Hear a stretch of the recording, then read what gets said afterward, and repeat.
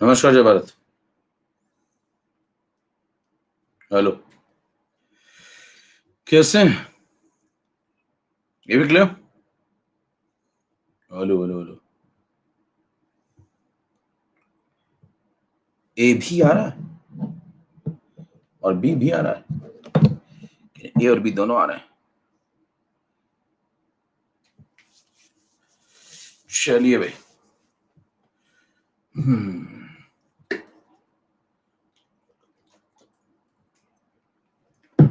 Start करें।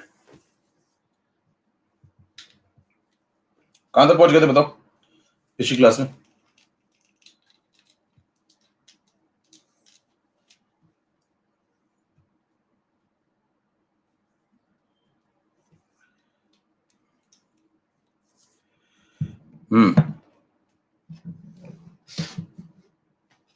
पिछली class में पहुंच गए थे, कहां तक बताओ?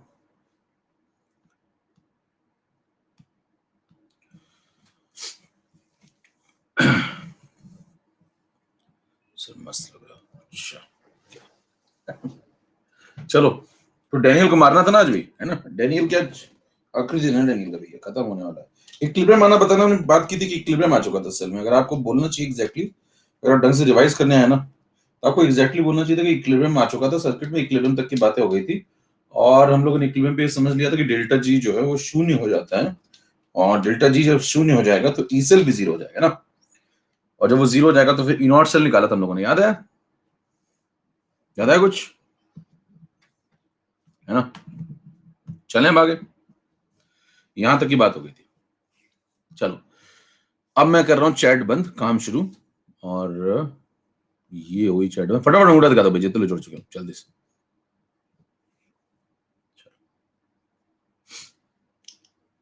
छील डाला भाई साहब, आई लाइक इट। चलिए,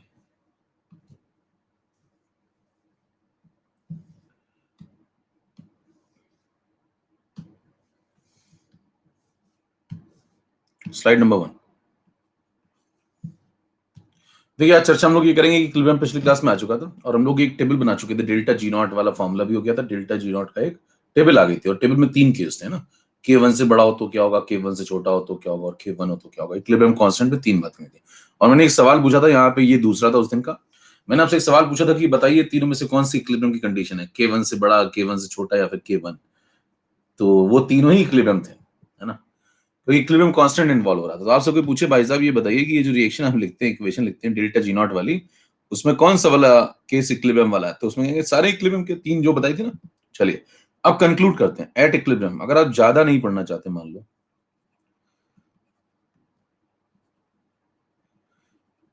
एक तुम ही हो जो मुझे समझते हो।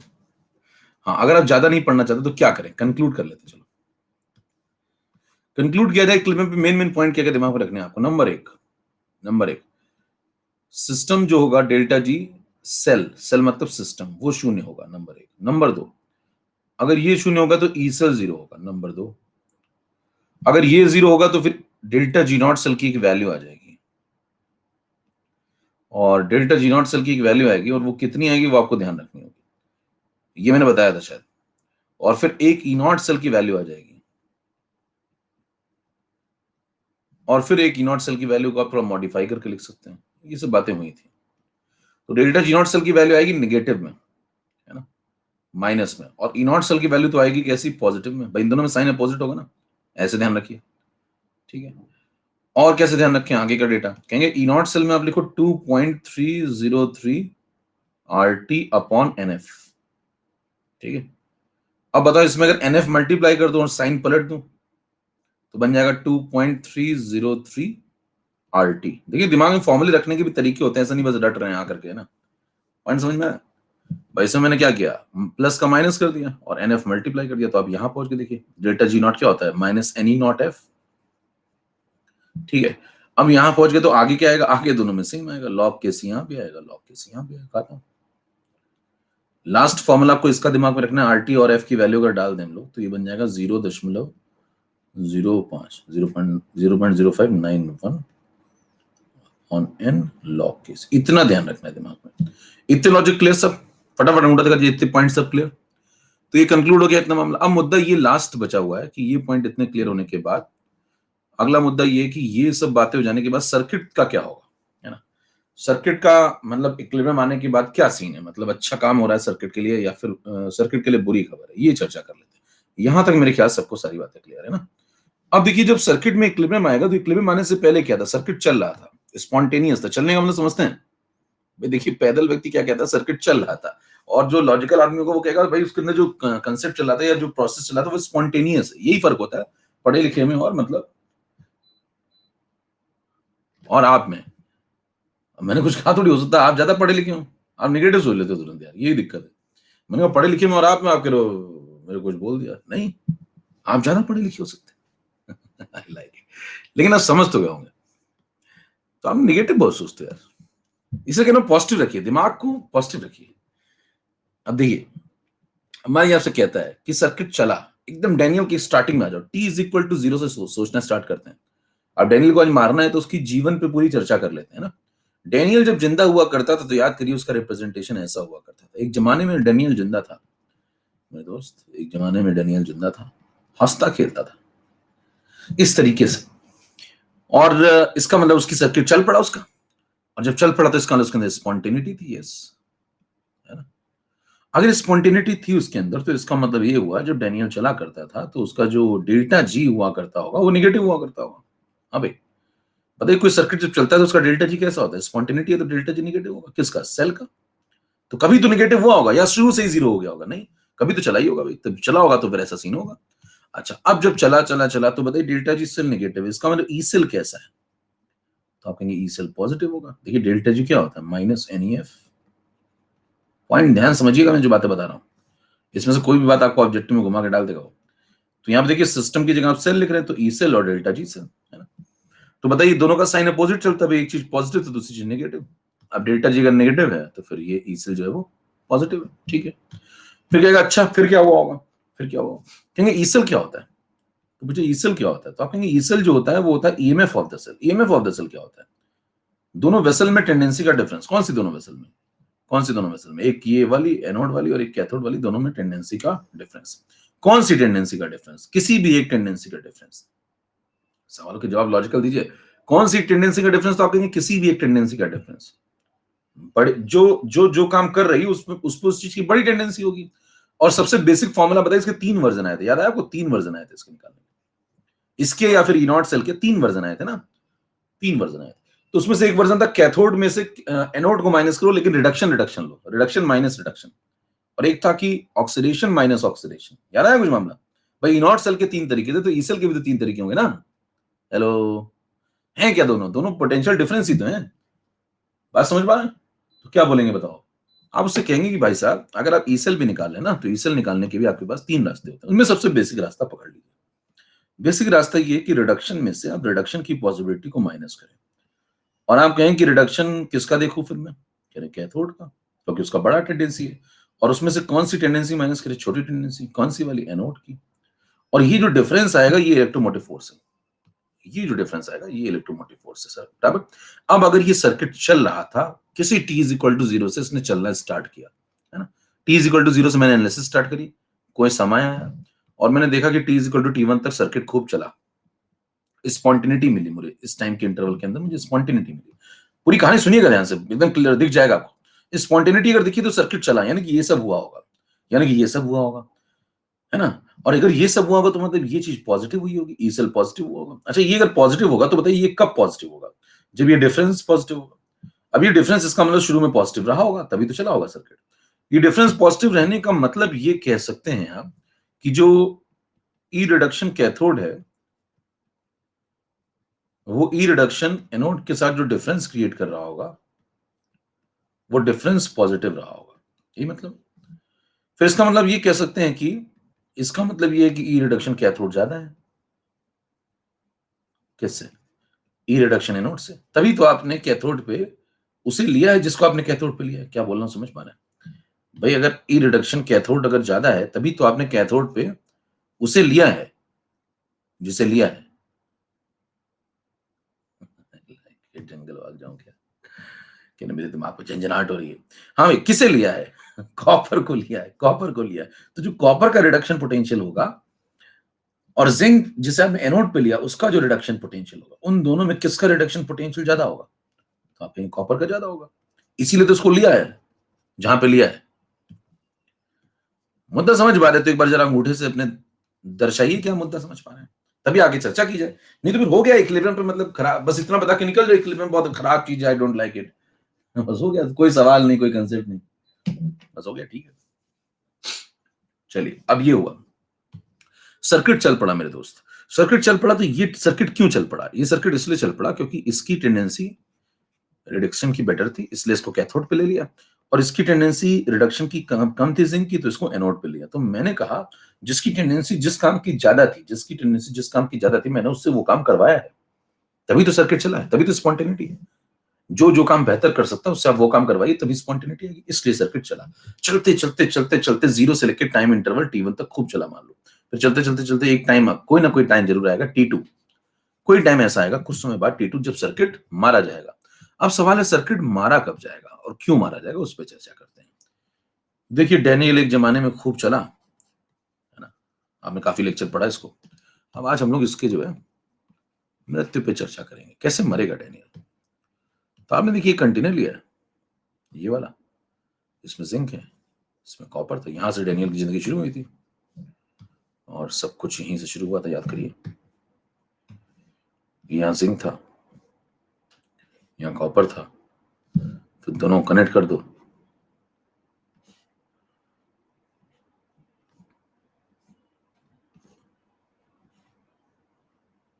ठीक है। फिर देखिए यहाँ पे सर्किट को चलाएं,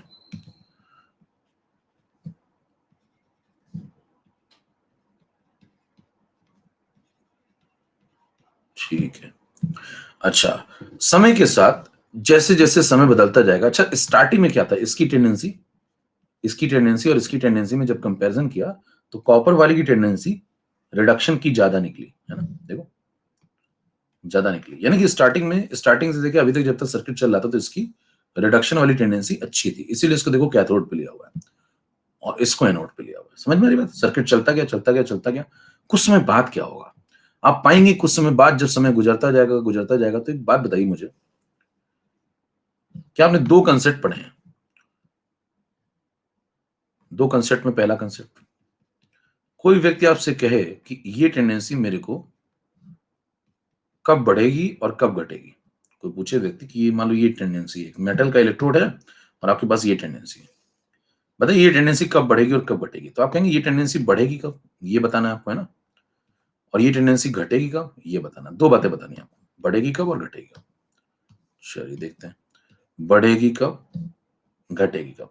तो अब क्या आप नस्ट इक्वेशन लिख के चेक करोगे कि भाई सब नस्ट लिखूंगा फिर सोचूंगा, नहीं, सिंपल लॉजिक है। बताइए टेंडेंसी बढ़ानी तो क्या करेंगे, इसका इसमें कन्वर्जन बढ़ाएं, कन्वर्जन कब बढ़ेगा, जब रिएक्टेंट को ज्यादा ले प्रोडक्ट को कम ले, सिंपल। बताइए घटानी टेंडेंसी तो क्या करें, भाई अगर आप रिएक्टेंट को ज्यादा लेंगे, बताया था ना पिछली क्लास में, रिएक्टेंट को ज्यादा लेंगे तो कन्वर्जन की टेंडेंसी बढ़ेगी, तो ये टेंडेंसी कब बढ़ती है बताओ, जब ये रिएक्टेंट ज्यादा हो, यानी कि जब M+N क्या हो, बताओ M+N क्या हो, बढ़े, जब M+N बढ़ेगा तो टेंडेंसी बेटर हो जाएगी, सिंपल, क्लियर।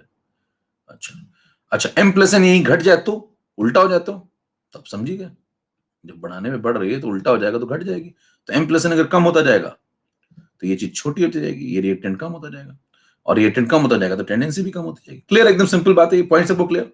अब मेरे को एक बात बताना है कि इनमें से T=T2 पे जब मैं चेक करूंगा T1 से T2 के बीच में या 0 से लेकर T2 के बीच में, मतलब जब सर्किट चला, चलते चलते चलते चलते चलते कुछ समय गुजर गया, 10 मिनट 20 मिनट 40 मिनट 50 मिनट, तो बताइए उस समय पे T=T2 मैं चेक करूंगा कि अभी तक क्या हुआ, कौन सी टेंडेंसी घट रही है और कौन सी, ये वाला कौन फॉलो कर रहा है और ये वाला कौन फॉलो कर रहा है, जिंक और कॉपर में से ये काम कौन कर रहा है और ये काम कौन कर रहा है। तो आपको बताना है कि एक नंबर ये काम कौन कर रहा है, चलो टाइप करो जरा, ये वाला काम जिसमें मैंने गोला बनाया वो कौन कर रहा है, फटाफट टाइप करिए, समय के साथ साथ ये वाला काम कौन कर रहा है, जल्दी से टाइप करिए, जिंक या कॉपर कौन कर रहा है,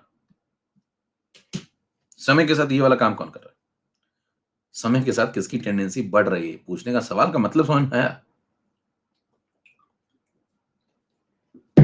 अब देखिए मैक्सिमम लोग इसका जवाब गलत देते हैं, मैक्सिमम लोग जवाब गलत देते हैं, हाँ।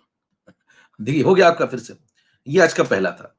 मेरे दोस्त समय के साथ-साथ आप देखिए, धीरे-धीरे आपने अगर सर्किट ध्यान से पढ़ा तो ये Zn निकल-निकल के Zn+2 बना रहा था। याद आया? तो Zn+2 यहाँ पे क्या हो रहा है? बढ़ रहा है। Zn+2 यहाँ बढ़ रहा है। तो बढ़ने वाली टेंडेंसी देखो यहाँ पे है। आयन की बढ़ने वाली टेंडेंसी यहाँ पे। तो ये वाला ये फॉलो कर रहा है। कितनों को पॉइंट समझ में आया? आज का पहला तो खाता खुल चुका है। मुझे जीने नहीं देती यार तेरी यहाँ। समझ में आया मामला? समय के साथ-साथ समय गुजरता जाएगा 20 मिनट, 30 मिनट, 40 मिनट। तो मेरे दोस्त यहाँ पे यही तो कांसेप्ट है। ये चीज़ जो है धीरे-धीरे देखो बढ़ रही है। तो Zn+2 बढ़ रहा है। तो M+n कहाँ बढ़ रहा है? यहाँ बढ़ रहा है। तो आप कहेंगे Zn+2 ये वाली बात फॉलो करेगा। ये बढ़ रहा है समय के साथ। क्लियर है? हेलो? ठीक है? और अगर ये बढ़ रहा है तो बताइए इसका और इसकी टेंडेंसी बढ़ेगी कौन-सी वाली? देखिए। मैं इसका एग्जाम्पल ही तो ले रहा हूं मैं यहाँ पे। तो अगर बताइए ये बढ़ रहा है तो इसका मतलब इसकी ये वाली टेंडेंसी भी समय के साथ-साथ बढ़ रही है। क्लियर? देखो सेम कांसेप्ट ये वाला। ये बढ़ेगा तो ये टेंडेंसी बढ़ेगी, तो ये बढ़ रहा है समय के साथ तो ये भी बढ़ेगा। क्लियर? अब बताओ दूसरे वाला समझिए में आप क्या हो गया? तो यहां से जो Cu+2 है वो डिपॉजिट हो रहा है यहाँ पे जाके। तो कंटेनर में Cu+2 क्या हो रहा है? घट रहा है। कंटेनर में Cu+2 घट रहा है। तो अगर ये घट रहा है धीरे-धीरे तो बताइए ये वाली पॉसिबिलिटी ये फॉलो कर रहा है टाइम के साथ-साथ। शुरुआत में क्या था एकदम स्टार्टिंग में वो नहीं पूछ रहा हूं आपसे। धीरे-धीरे क्या होता जाएगा। तो Cu+2 जहां जितने पे था उससे नीचे आता जा रहा होगा धीरे-धीरे। देखिए, मान लिया 2 मोलर था Cu+2 तो 2 से नीचे आ रहा होगा या ऊपर जा रहा होगा? नीचे आ रहा होगा ना। और ये Zn+2 मान लो 1 मोलर था तो 1 मोलर से ऊपर जा रहा होगा। पॉइंट समझ में आना चाहिए मेरे ख्याल से। तो बताइए समय के साथ-साथ आप चेक करेंगे तो Cu+2 कंसंट्रेशन गिर रहा है। और गिर रहा है तो इसकी ये वाली टेंडेंसी भी गिर रही है। पॉइंट समझिए ध्यान से। और अगर ये वाली टेंडेंसी भी गिर रही है इसका मतलब ये हुआ कि समय के साथ-साथ जैसे-जैसे समय 30 मिनट, 40 मिनट गुजरता जाएगा और ये डैनियल सेल काम करता जाएगा, मतलब आपको आउटपुट में यहाँ पे करंट मिलती रहेगी, ईएमएफ मिलता रहेगा। उसके साथ-साथ एक खामियाजा भी आपको भुगतना पड़ेगा। ये वाली टेंडेंसी बढ़ती जाएगी और ये वाली टेंडेंसी घटती जाएगी। अब इससे फ़र्क क्या पड़ेगा कहेंगे? इससे होगा दिक्कत क्या है? ध्यान दीजिए जो चीज़ एनोड पे थी, जो चीज़ एनोड पे थी या जिसकी रिडक्शन की टेंडेंसी पहले छोटी थी देखो, जिसकी रिडक्शन की टेंडेंसी पहले छोटी थी। पहले छुट्टी थी ना, तो तभी तो सर्किट चला ना। देखो सर्किट क्यों चला? क्योंकि इसकी रिडक्शन की टेंडेंसी स्टार्टिंग में छोटी थी। अब देखिए लेकिन इसकी रिडक्शन की टेंडेंसी धीरे-धीरे बढ़ रही है। तो जिसकी छोटी थी वो बढ़ रही है। और देखो जिसकी बड़ी थी, वो कम हो रही है। बड़ी वाली कम होने लगती है, छोटी वाली बढ़ने लगती है। क्या चल रहा है? समझ पा रहे हो मामला? किस लेवल पे खेल रहा है कभी? देखिए ध्यान समझिए मेरे दोस्त, सर्किट जब स्टार्टिंग में चला था, एकदम स्टार्टिंग में चला था, t इक्वल टू 0 बोल लीजिए, t इक्वल टू थोड़ा सा t1 बोल लीजिए, हल्का सा 2-3 मिनट में। तो इसका मतलब ये वाली बड़ी थी, ये वाली छोटी थी। ये वाली बड़ी थी, कॉपर वाली बड़ी थी रिडक्शन की और जिंक वाली रिडक्शन की छोटी थी। लेकिन समय के साथ जो बड़ी थी, वो छोटी हो रही होगी। देखो कॉपर वाली छोटी हो रही है और जिंक वाली छोटी थी तो वो बड़ी हो रही है। छोटी वाली बड़ी हो रही है, बड़ी वाली छोटी हो रही है, इसका मतलब दोनों बराबर हो जाएंगे। मेरे दोस्त छोटी वाली बड़ी हो रही है और बड़ी वाली छोटी है, इसका मतलब कभी ना कभी दोनों बराबर हो जाएंगे। छोटी वाली बड़ी हो रही है और बड़ी वाली छोटी हो रही है, इसका मतलब कभी ना कभी दोनों बराबर हो जाएंगे क्योंकि पहले बड़ी वाली बड़ी थी और छोटी वाली छोटी थी और अब छोटी वाली बड़ी हो रही है और बड़ी वाली छोटी हो रही है। कितनी बात समझ में आई? मुद्दा क्लियर होता है? एक बार यार अंगूठा दिखाना जरा भाई। कुछ समय बाद स्लाइड नंबर 4 पे आ जाइए। कुछ समय बाद आफ्टर सम टाइम यकीनन ऐसा होगा आफ्टर सम टाइम्स। देखिए कुछ समय बाद आप चेक करेंगे तो आपको मिलेगा ऐसा कि दोनों बराबर हो जाएंगे। दोनों बराबर क्यों हो जाएंगे वो पॉइंट समझ में आया आपको? भाई एक टेंडेंसी बड़ी थी, एक टेंडेंसी छोटी, दोनों बराबर हो जाएंगे। तो आप कहेंगे कुछ समय बाद ऐसा होगा कि जो ई रिडक्शन कैथोड था और जो ई रिडक्शन एनोड है वो दोनों बराबर हो जाएंगे। कभी ना कभी होगा ऐसा। क्यों होगा समझ में आ गया आपको? लॉजिक क्या देंगे आप देखिए। यहाँ पे एक तरीके से मैं और आपको समझा दूं। देखिए यहाँ पे अगर आप चेक करें तो कॉपर वाली टेंडेंसी रिडक्शन रिडक्शन ही चल रहा है दोनों तरफ, है ना। ये ऊपर है और जिंक वाली नीचे। चलो बना लेते हैं जरा। मान लो कॉपर वाली को आपने पीले से दिखाया, ठीक है, और जिंक वाली को आपने नीले से दिखाया, ठीक है, क्लियर। तो बताइए कॉपर वाली टेंडेंसी बड़ी है और जिंक वाली छोटी है। फिर क्या होता रहेगा? जो बड़ी है वो छोटी होती जा रही है और जो छोटी है वो बड़ी होती जा रही है। देखो यही तो हो रहा है यहाँ पे। देखो ये बढ़ रही है समय के साथ और ये कम हो रही है। तो होगा क्या कि एक टाइम पे दोनों कभी ना कभी आमने सामने बिल्कुल आ ही जाएंगी, और जब दोनों आमने सामने आ जाएंगी तो यहाँ पे दोनों इक्वल हो जाएंगी, और जब यहाँ पे दोनों इक्वल हो जाएंगी तो दोनों टेंडेंसीज के बीच का जो डिफरेंस है वो खत्म हो जाएगा। क्लियर है? और जब दोनों की टेंडेंसीज के बीच का डिफरेंस खत्म हो जाएगा तो आप पाएंगे कुछ समय बाद ऐसा होगा कि दोनों टेंडेंसीज बराबर हो जाएंगी, और जब दोनों बराबर हो जाएंगी दोनों एक दूसरे को देखेंगे कि हम दोनों तो बिल्कुल बराबर हो गए हैं। तो ध्यान दीजिए ई रिडक्शन जो होगा Cu+2 स्लैश Cu वाला, वो ई रिडक्शन कभी ना कभी Zn+2 Zn की बराबरी कर लेगा, और जब ये दोनों बराबर हो जाएंगे तो यानी कि इन दोनों के बीच का डिफरेंस ही खत्म हो जाएगा, और जब इन दोनों के बीच का डिफरेंस ही खत्म हो जाएगा तो मेरे दोस्त दो कंटेनर हैं, उनके बीच में दोनों कंटेनर में बराबर की टेंडेंसी है, तो ये डिसाइड कैसे होगा कि खेल कौन शुरू करेगा, है ना? डिफरेंस ही जीरो है, तो आप कहेंगे कोई ईएमएफ ही जनरेट नहीं हो पाएगा, कोई करंट का फ्लो नहीं होगा। और ध्यान दीजिए जब ऐसा होगा तो ई सेल कितना हो जाएगा? जीरो, क्योंकि डिफरेंस ही तो ई सेल होता है, इनका डिफरेंस ही तो ई सेल था, और वो कितना हो गया? जीरो। और जब ये जीरो हो जाएगा इसका मतलब डेल्टा जी सेल कितना हो जाएगा? जीरो। इसका मतलब सर्किट कहाँ पहुंच गया? इक्विलिब्रियम पे, और इक्विलिब्रियम पे जब सर्किट पहुंच जाता है मेरे दोस्त तो इसका मतलब सर्किट में अब कोई डिफ्लेक्शन निडल में नहीं होगा, गैल्वेनोमीटर में। इसका मतलब करंट का फ्लो होना बंद हो चुका है, तो आप कहेंगे current stops flowing at equilibrium. Point clear? Cell stops working. ये सब लाइनें जिस दिन आ गए लॉजिक के साथ, उस दिन सारी चूरन की दुकानें बंद हो जाएंगी मेरे दोस्त। कितनों को मजा आ गया कंसेप्ट में? तोड़ दीजिए एक बार खटक। यानी गैल्वेनोमीटर की निडल में अब कोई डिफ्लेक्शन नहीं हुआ। कितना पॉइंट बिल्कुल दिखने लगा एकदम क्लियर कट। अब कोई बात आपसे पूछेगा तो क्या बता देंगे? बिल्कुल यस। कुछ भी पूछेगा तो बता देंगे अच्छे से। डेनियल मारा गया।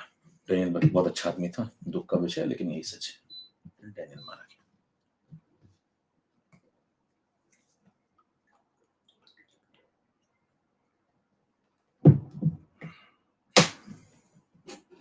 ठीक है, चलो भाई अब हम लोग आगे बढ़े। ओके, अब अगला मुद्दा ये सब खत्म। डेनियल जिंदा किया फिर उसे मार दिया। नहीं, डेनियल को पैदा इसीलिए किया था मारने के लिए, नहीं कंसेप्ट। पहले कंसेप्ट को जिंदा करता हूं फिर उसको मार देता हूं। कंसेप्ट के साथ ऐसे ही करना चाहिए, जिसे पूरा पता हो। देखिए कंसेप्ट किसी के बारे में पूरा आपको तभी पता होगा जब आपने उसकी जिंदगी और मौत दोनों देखी है मेरे दोस्त, तभी आप पूरा जानते। नहीं तो आप पूरा किसी के बारे में नहीं जानते। ठीक है, आइए आगे बढ़ते हैं इसी बात। अब सुनिए जरा कुछ और बातें इंपॉर्टेंट, जैसे जैसे कुछ बातें यहाँ पे जो रह गई, जैसे डेल्टा जी के कुछ कंसेप्ट होते हैं वो भी समझ लीजिए, और फिर कहानी बिल्कुल समाप्ति की ओर चलेगी। तो डेल्टा जी के कुछ कंसेप्ट समझ लेते हैं। केस नंबर 1 पे आइए। चलिए कंसेप्ट क्या सीधे एग्जांपल से समझाते हैं। केस नंबर 1 पे आइए। मान लीजिए मैं आपको एक कंसेप्ट दूं यहाँ पे डेल्टा जी के ऊपर, मैंने एक रिएक्शन दिया आपको, वही डेनियल जेडन कह रहे वो तो मर गया था, Cu+2 इलेक्ट्रॉन गिव्स Cu। आपसे कहता है कि इसका जो फर्स्ट वाली रिएक्शन है, इसका इलेक्ट्रोड पोटेंशियल मान लीजिए E1 नॉट है, सेकेंड वाली का मान लो E2 नॉट है, दोनों को जोड़ दो। अगर दोनों रिएक्शन को जोड़ दें, कुछ सवाल उठते हैं चुपते हुए, उनके जवाब ढूंढते हैं, तो इलेक्ट्रॉन से इलेक्ट्रॉन कट गया। ठीक है, तो आपको फाइनल डेनियल सेल की रिएक्शन मिल गई थी। ओके, जब ये सब हो गया था तो आपने कहा कि जो फाइनल वाली रिएक्शन है, तीसरी वाली का जो ईएमएफ था उसको लिखा था ई नॉट सेल, है ना? और याद करिए तो आपको ध्यान थोड़ा सा आएगा कि आपने ये भी लिखा था कि E not cell is equal to तीन तरीके थे इसको निकालने के। उनमें से एक तरीका था E naught oxidation anode, E naught reduction cathode. तो ये जो ई नॉट 1 है ये क्या है? ई नॉट ऑक्सीडेशन एनोड। देखो ये एनोड पे तो हो रहा है ना, और ये कैथोड पे हो रहा है। ये ऑक्सीडेशन है, ये रिडक्शन है। तो आप क्या बोलेंगे? ये वाला है ई नॉट ऑक्सीडेशन एनोड और ये वाला है ई नॉट रिडक्शन कैथोड। तो दोनों को जोड़ दें तो इसको लिख सकते हैं ई नॉट 1 प्लस ई नॉट 2। इतना पॉइंट सबको समझ में आता है? अच्छा ये सही है गलत है? ये जो लिखा है ये ट्रू है या फॉल्स है? जल्दी से पहले बताओ जरा, ये ट्रू और फॉल्स। चलो पोल करा देते हैं फटाफट। यहां तक सही लिखा है गलत लिखा है? फिर चुपता हुआ सवाल आपसे पूछते हैं। कुछ तुम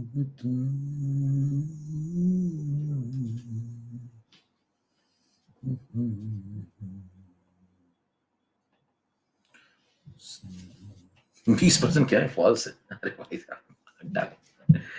जो लोग फॉल्स कह रहे हैं भैया मेरे दोस्त, उनके लिए एक सवाल पूछ रहा हूं मैं, सुनना। बहुत जोरदार बात होगी, मतलब ये तो बहुत ही खतरनाक, अत्यंत वाली। आज का दूसरा हो गया। कुछ लोग जो फॉल्स कह रहे हैं, मेरे को एक बात बताओ, अमोल, सुभाषिस, कोयना, जो लोग फॉल्स कह रहे हैं वो ये बताओ, अभी तक आपने सारे सवालों में यही तो लगाया है। सारे सवाल इसी इनॉट सेल निकालते नहीं निकालते बताओ। अभी इनॉट सेल निकालते थे नहीं निकालते थे बताओ। निकालते थे ना अभी तक। इनॉट सेल कैसे निकालते थे बताओ। इनॉट ऑक्सीडेशन लेते थे, मैं कहता था ये जो जो लिखा उसको उठा के जोड़ दो, इनॉट ऑक्सीडेशन एनोड, इनॉट रिडक्शन कैथोड, दोनों को जोड़ दो, तो यही इनॉट सेल आता था। याद करो आपने निकाली थी वैल्यू, तो निकाली है इसकी डैनियल के लिए 1.10, अगर याद हो आपको। 1.10 निकालिए वैल्यू क्या, 1.1 याद भी होगा अगर आपने ढंग से पढ़ा होगा थोड़ा बहुत, मतलब रटना नहीं है लेकिन याद होगा। याद है तो ये सही है, ये तो 50 बार आप कर चुके हैं, नहीं तो पिछले इतने सारे सवाल ही गलत हो जाएंगे जितने आपने किए थे। ये सही है मुद्दा, फिर ये है फिर ये सही तो फिर ट्रू फॉल्स क्यों करवा रहे हो, क्योंकि इसमें कंफ्यूजन होता है कि 20% ने बोल दिया फॉल्स है, पढ़ाने के बाद बोल दिया फॉल्स है। अब मुद्दा ये है कि इसमें दिक्कत क्या है। देखिए दिक्कत ये है कि जो इलेक्ट्रोड पोटेंशियल होता है वो कैसी प्रॉपर्टी, इंटेंसिव या एक्सटेंसिव, इंटेंसिव या एक्सटेंसिव, जल्दी टाइप करिए। इलेक्ट्रोड पोटेंशियल कैसी प्रॉपर्टी है, इन या एक्स, इंटेंसिव, बता चुके हैं, बता चुके, ये भी बता चुके हैं। साइज पे डिपेंड नहीं करती, इलेक्ट्रोड का साइज लेके आपको बताया था, ये इंटेंसिव है, राइट। अगर इंटेंसिव इसका अमाउंट पे डिपेंड नहीं करती, इंटेंसिव इसका अमाउंट पे डिपेंड नहीं करती, अच्छा अमाउंट पे डिपेंड ही नहीं करती तो एडिटिव रूल भी फॉलो नहीं करेगी। हेलो, अमाउंट पे जो चीजें निर्भर करती हैं वही तो जुड़ेंगे, तो जुड़ता तो अमाउंट है। तो मेरे दोस्त बताना, अगर आप अमाउंट पे डिपेंड ही नहीं करते तो आप एडिटिव रूल भी नहीं फॉलो करने चाहिए। तो आपने क्या पॉइंट बनाया, देखो आपने कहा इलेक्ट्रोड पोटेंशियल कैसी चीज है, तो आपने कहा भैया इलेक्ट्रोड पोटेंशियल तो यार इंटेंसिव होता है। यस बिल्कुल ठीक बात है, कोई दिक्कत नहीं है। कहने तूने पढ़ाया था, हाँ हमने पढ़ाया था। इंटेंसिव का मतलब होता है कि अमाउंट पे डिपेंड नहीं करती है। यस बिल्कुल ठीक बात है। कहेगा इसका मतलब ये हुआ कि वो एडिटिव रूल भी फॉलो नहीं करनी चाहिए, एडिटिव रूल फॉलो नहीं करनी चाहिए। Yes, does not follow. तो कहेगा यहां तो लग रहा है फॉलो कर लिया। देखो पहले स्टेप और दूसरे स्टेप को जोड़ो और तीसरे स्टेप के बराबर आ गया। E naught is equal to E naught of 1, step number 1 का ई नॉट स्टेप नंबर 2 का E naught is equal to step number 3 का ई नॉट। यही तो एडिटिव रूल होता है। तो यहाँ एडिटिव रूल फॉलो हो गया या नहीं हो गया, मतलब काम कर रहा है एडिटिव रूल या नहीं कर रहा है, कर रहा है। अब सवाल उठ गया, दोनों बातों में कॉन्ट्रडिक्शन आ गया। इलेक्ट्रोड पोटेंशियल इंटेंसिव प्रॉपर्टी, और इंटेंसिव चीजें अमाउंट पे डिपेंड नहीं करती, और डिपेंड जो नहीं करती वो एडिटिव रूल फॉलो नहीं करती, लेकिन यहां तो लग रहा है कि वो फॉलो कर गई। तो प्रश्नवाचक चिन्ह, ऐसा क्यों हुआ है, तो ये सच बिल्कुल ठीक है, लेकिन ऐसा क्यों हुआ, इस कंसेप्ट से ये बात मैच नहीं कर रही है। तो भैया सही जवाब इसका ये है कि इलेक्ट्रोड पोटेंशियल जुड़ते नहीं है, बस कभी कभी जुड़ जाते हैं। क्या कह गया, इलेक्ट्रोड पोटेंशियल जुड़ते नहीं है, बस कभी कभी जुड़ जाते हैं। फिर ये क्या बोल गए भाई, आओ समझे। अब इसको समझने के लिए फिर से आपको थोड़ा दिमाग लगाना पड़ेगा। देखिए जो पहली वाली है उसका डेल्टा G1 नॉट लिखना जरा, जो पहली वाली है उसका डेल्टा G1 नॉट लिखना, और दूसरी वाली का डेल्टा G2 नॉट लिखना, और तीसरी वाली का डेल्टा G3 नॉट लिखना। डेल्टा G क्या होता है, माइनस NEF, माइनस NEF। तो तीनों में लिखा माइनस, n कितना है इसका 2, तो -2। यहाँ पे n कितना है 2, तो -2। यहाँ भी देखो कितने इलेक्ट्रॉन का लेन देन हुआ पूरे सर्किट में, 2, 4 ना कर देना, यहाँ लेन देन 2 का ही हुआ है, तो -2। अच्छा NEF में E किसका लगाओगे, पहली वाली का E not, E1 not F। दूसरी वाली में क्या लिखोगे, E2 नॉट F। तीसरी वाली में क्या लिखोगे, E3 नॉट F। तब पॉइंट समझ में आता है। E3 बोल दो तीसरी वाली को, E नॉट सेल छोड़ो, E3 बोल दो, मैंने इसको E3 बोल दिया, चलो ठीक है। 1 2 3 बोल दिया, 1 2 3, तो बताना 1 2 3, सब में N2 है तो 2 2 लगा दिया। इतना क्लियर। अब मेरे को एक बताइए G कैसी प्रॉपर्टी है, तो आप कहेंगे G तो यार गुरु बिल्कुल क्लियर है मेरे को, G तो एक्सटेंसिव है, G तो एक्सटेंसिव है। कैसे पता चला G एक्सटेंसिव है, कहेंगे जी में आप देखिए ना, जी में भैया एन का टर्म ही आता है, माइनस एन ही है, तो एन डबल होगा तो फिर ये भी तो डबल होगा, तो एक्सटेंसिव है। तो एडिटिव रूल फॉलो करना चाहिए कि नहीं करना चाहिए, करना चाहिए, करना चाहिए ना। तो आप कहेंगे कि चलो कंसेप्ट तैयार करते हैं। कंसेप्ट ये तैयार करिए 6 नंबर। अगर आपसे कोई पूछे कि बताओ गिब्स फ्री एनर्जी कैसी, तो आप कहेंगे ये एक्सटेंसिव, एक्सटेंसिव चीजें फॉलो एडिटिव रूल। देखिए सिंपल सा कंसेप्ट रखिए दिमाग में, एडिटर रूल वही लोग फॉलो करते हैं जो लोग अमाउंट पे डिपेंड करते हैं, क्योंकि जुड़ते वही लोग हैं फिर, डिपेंड्स ऑन अमाउंट। जिन्हें अमाउंट से फर्क ही नहीं पड़ता उनमें कैसे एडिटर रूल लगा देंगे आप, है ना? तो जी फॉलो करेगा, यस बिल्कुल ठीक बात है, कोई दिक्कत नहीं। तो बताइए इसका मैं क्या लिख सकता हूँ कि अगर आप स्टेप नंबर 1 और स्टेप नंबर 2 को जोड़ रहे हैं, रिएक्शन नंबर 1 और रिएक्शन नंबर 2 को जोड़ने पे अगर आपको रिएक्शन नंबर 3 मिल रही है, तो एडिटिव रूल ये कहता है, इजाजत देता है आपको इस बात की कि पहली वाली का डेल्टा G1 नॉट और दूसरी वाली का डेल्टा G2 नॉट अगर आप जोड़ेंगे तो तीसरी वाली के डेल्टा G3 नॉट के बराबर आप लिख सकते हैं। ये इजाजत आपको कौन देता है? Additive rule. और अगर ये ओके है तो इसका मतलब आप इसकी वैल्यू लगा सकते हैं। तो डेल्टा G1 नॉट की वैल्यू कितनी है? -2 E1 not F, delta G2 not की -2 E2 नॉट एफ और डेल्टा G3 नॉट की है -2 E3 नॉट एफ। लिख दें यहाँ पे फटाफट जल्दी से। तो यहाँ लिख दो -2 E1 नॉट एफ, यहाँ पे लिख दो -2 E2 नॉट एफ और यहाँ पे लिख दो -2 E3 नॉट एफ। जब आप ये कार्यक्रम करेंगे तो बताइए यहाँ से 2 कट जाएगा, यस, और 2 कटने के बाद FF भी कट जाएगा, तो क्या बचेगा फिर? E1 not plus E2 not is equal to E3 not. और E3 नॉट को आगे चल के आपने क्या लिख दिया था? E नॉट सेल लिख दिया था। तो E1 not plus E2 not is equal to आ गया आंसर किसके बराबर? E नॉट सेल के बराबर। इसका मतलब मैंने आपसे क्या कहा था, ध्यान सुनिए। मैंने कहा था कि इलेक्ट्रोड पोटेंशियल जुड़ते नहीं है, बस जुड़ जाते हैं। तो बताइए मैंने जोड़ा फिर किसे? अगर आपसे कोई पूछे मैंने किसको जोड़ा, कहेंगे मैंने तो एडिटिव रूल जो फॉलो करता है उसको जोड़ा। अब ये जुड़ गए तो मैं क्या करूं? मेरी गलती थोड़ी, मैंने तुम्हें थोड़ी जोड़ा। मैंने क्या तुम्हें आमंत्रित किया कि आओ जुड़ो भैया आकर के? नहीं, मैंने कभी कहा ही नहीं तुम्हें जोड़ने के लिए, तुम लोग आपस में आकर जुड़ जाते हो, हम क्या कर लें? कंसेप्ट तो ये है। कंसेप्ट मेरे दोस्त ये लगाया था, बन वो ऐसा जाता है। हेलो, अब आपको यकीन नहीं हो रहा कि ऐसा है तो आप एक और एग्जांपल देखिए, एक और एग्जांपल देखिए, आपको और क्लियर हो जाएगा। केस नंबर 2 पे आ जाइए। ये केस नंबर 1 था, इतना clear? 5 number 6 number case number 1 done हो गया। 7 नंबर पे आई, 7 नंबर में 1 नंबर केस 2 करते हैं। केस 2 में अगर मैं आपको एग्जांपल थोड़ा सा चेंज करूं और इस बार आप बताना जरा क्या चलेगा। जैसे रिएक्शन नंबर 1 आपको दी मैंने Fe plus 3 plus 1 electron gives Fe plus 2। ध्यान से देखना जरा रिएक्शन। सेकंड मैंने आपको रिएक्शन दे दी Fe plus 2 plus 2 electron gives Fe। Third reaction मैंने आपको दे दी, दोनों को जोड़ दो। थर्ड जोड़ोगे तभी कुछ समझ में आएगा, जोड़ दो। दोनों को जोड़ दो तो क्या होगा? इलेक्ट्रॉन से इलेक्ट्रॉन कैंसिल तो होगा नहीं इस बार। तो इस बार Fe प्लस 2 से Fe प्लस 2 कट जाएगा, तो क्या बचेगा इधर? Fe plus 3। कितने इलेक्ट्रॉन? 3 इलेक्ट्रॉन। यहां क्या है? Fe। सेट है मामला। अब बताइए अगर मैं पहली वाली का E1 लिखता हूं E1 नॉट, दूसरी वाली का E2 लिखता हूं E2 नॉट, तीसरी वाली को लिखता हूं E3 नॉट, तो क्या इस बार E1 not plus E2 not को आप E3 नॉट लिख देंगे?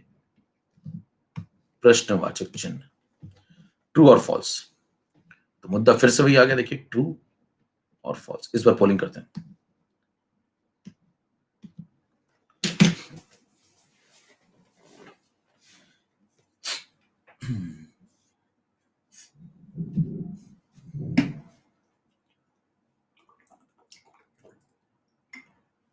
बाकी 50-50 हो गया भैया, लोग मामला 50-50 हो गया। आधे कह रहे हैं गलत है, आधे कह रहे हैं सही है भाई साहब, अब हो गया। और सरकार किसकी बने गुरु ये नहीं समझ रहा है। अब बने किसकी सरकार? कह रहे मेरी बनवा दो एक बार। हाँ देख,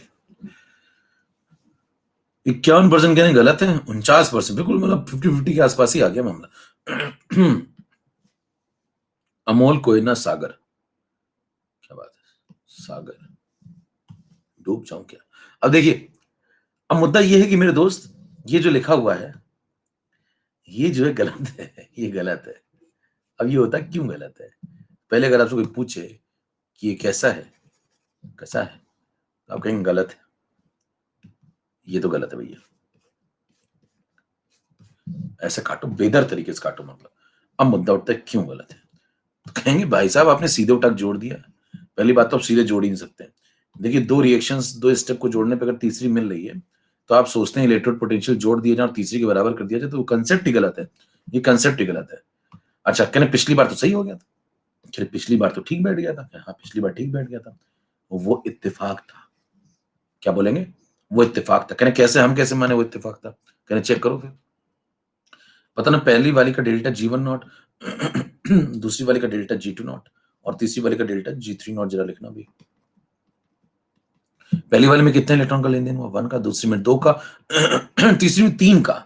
तो बताइए पहली वाली में क्या लिखेंगे, -1, दूसरी वाली -2 -3, यहाँ पे -NEF, यहाँ पे लिखेंगे E1 नॉट, इसका लिखेंगे E2 नॉट और इसका लिखेंगे E3 नॉट। फॉर्मूला लगाना है, यहाँ पे F लगेगा, यहाँ पे F लगेगा, -NEF लगा दिया तीनों। क्लियर? तो ये फॉर्मूला जब तीनों में लगाएंगे तो बताइए गिब्स फ्री एनर्जी कैसी प्रॉपर्टी है, वो एडिटिव रूल फॉलो करती है कि नहीं, या कुछ शक है आपको? हमेशा करती है भाई, जी तो हमेशा ही करती है ना। अगर आपसे कोई पूछे भाई साहब जी कैसी प्रॉपर्टी, तो आप कहेंगे जी में तो कोई डाउट ही नहीं ना, जी तो एक्सटेंसिव है, और जो एक्सटेंसिव है वो एडिटिव रूल ओके या नॉट ओके, कहेंगे ओके, हमेशा okay, always okay, additive rule always okay. समझ में बात? तो ये तो हमेशा फॉलो करेगा ना, एक्सटेंसिव एडिटिव रूल हमेशा फॉलो करेगा। तो जी को आप हमेशा जोड़ेंगे, हमेशा, हर सवाल में, क्योंकि वो तो बिल्कुल जनरल कंसेप्ट है ना, वो तो जुड़ेगा ही ना भी। तो आप कहेंगे स्टेप नंबर 1 और स्टेप नंबर 2 दोनों का जी जोड़ दो, डेल्टा जी, और बराबर कर दो तीसरे वाले के। तो हमने कर दिया यहाँ पे ब्लॉक में।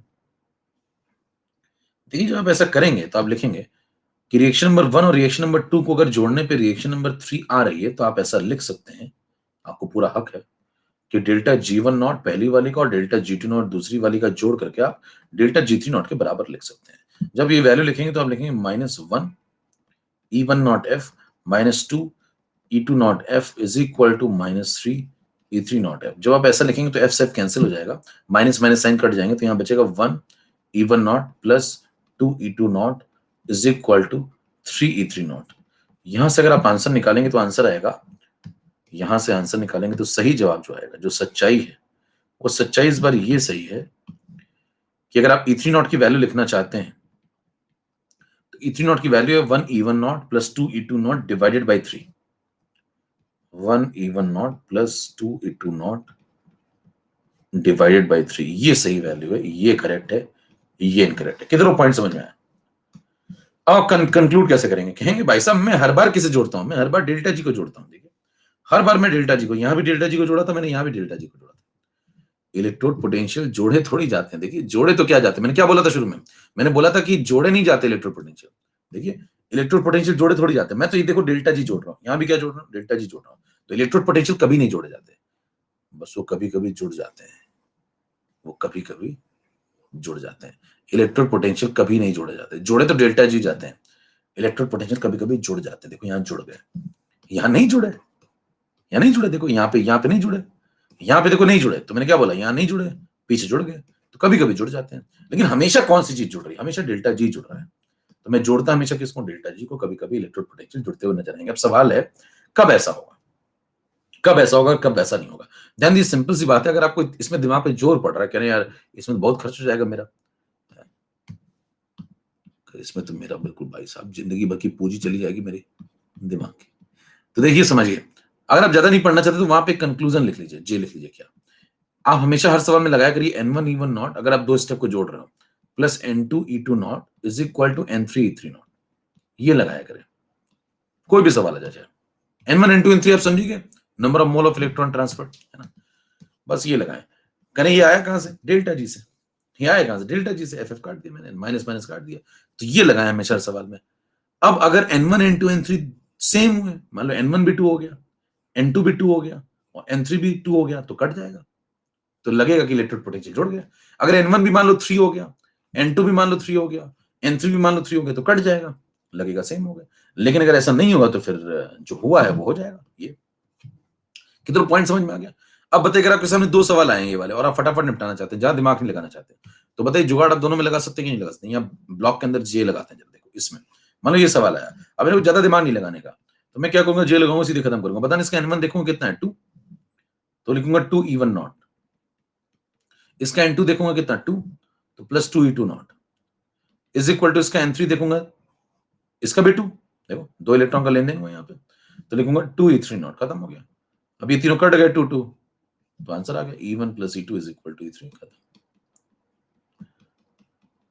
ठीक करेंगे, निकल लेंगे। क्या दिमाग पे जोर भी नहीं पड़ा, फटाफट भी हो रहा है। यहाँ पे जो करें, यहाँ पे लगाऊंगा जे, तो कैसे लगाऊंगा इस वाले में, करें इस वाले में जे लगाओगे तो यहाँ लगा लो ब्लॉक के अंदर।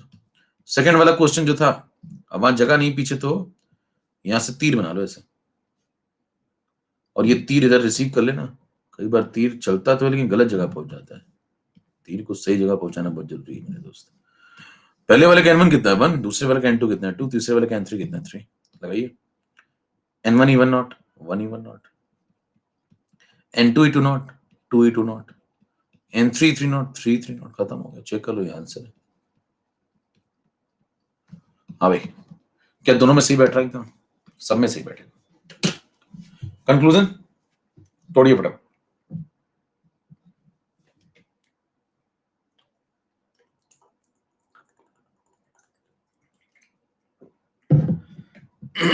कितना खत्म हो गया पूरा दिमाग?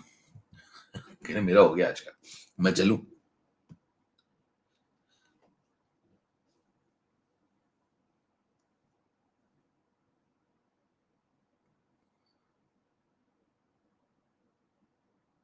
केशव मारा गया। ठीक है भैया, चले।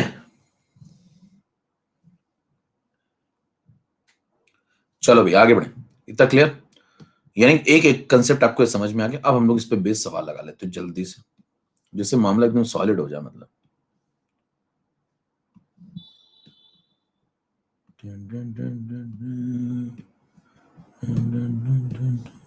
आओ आओ मेरे दोस्त, सवाल लगाएं। चलो भाई, कहां तक पहुंच गए थे? Slide number 8। क्या तुम मुझे सवाल दोगे?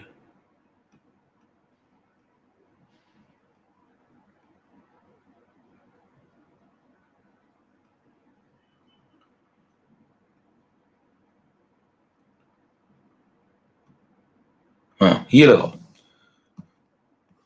चलो, संजीत। संजीत कौन है? संजीत आ गया क्या?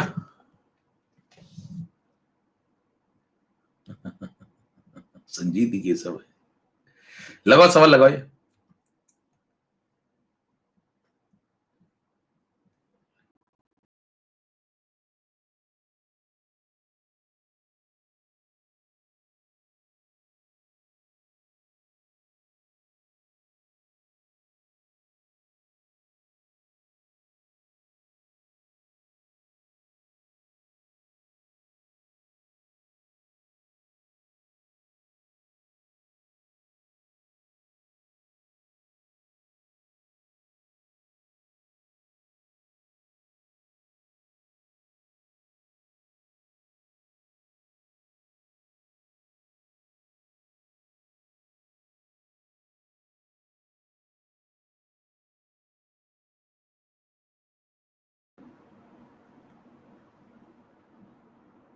अभी आई?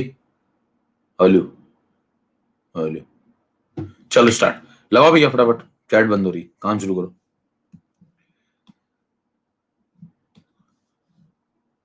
आजकल लोग घबराए हुए बहुत हैं भैया, और घबरा रहे हैं। मैंने पहले ही कहा था आप लोग अभी यकीन मानिए मैं अपने 70% पे खेल रहा हूं। अभी मेरा 30% सुरक्षित रखा है मैंने आखिरी युद्ध के लिए, एकदम मतलब अभी 70% निकाला है बस। बस इसीलिए क्योंकि सब जिंदा रहे, अभी सबको जीवित रखूंगा ना लास्ट तक, एकदम लास्ट में तड़पा तड़पा के। चलिए,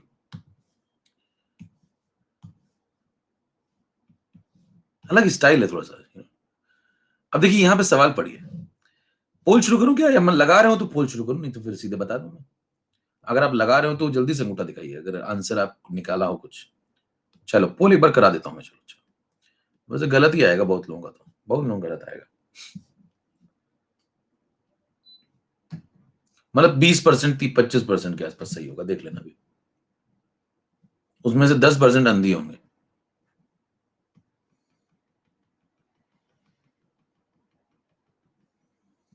7 नंबर 8 नंबर, चलो भाई 9 नंबर ही है अपना।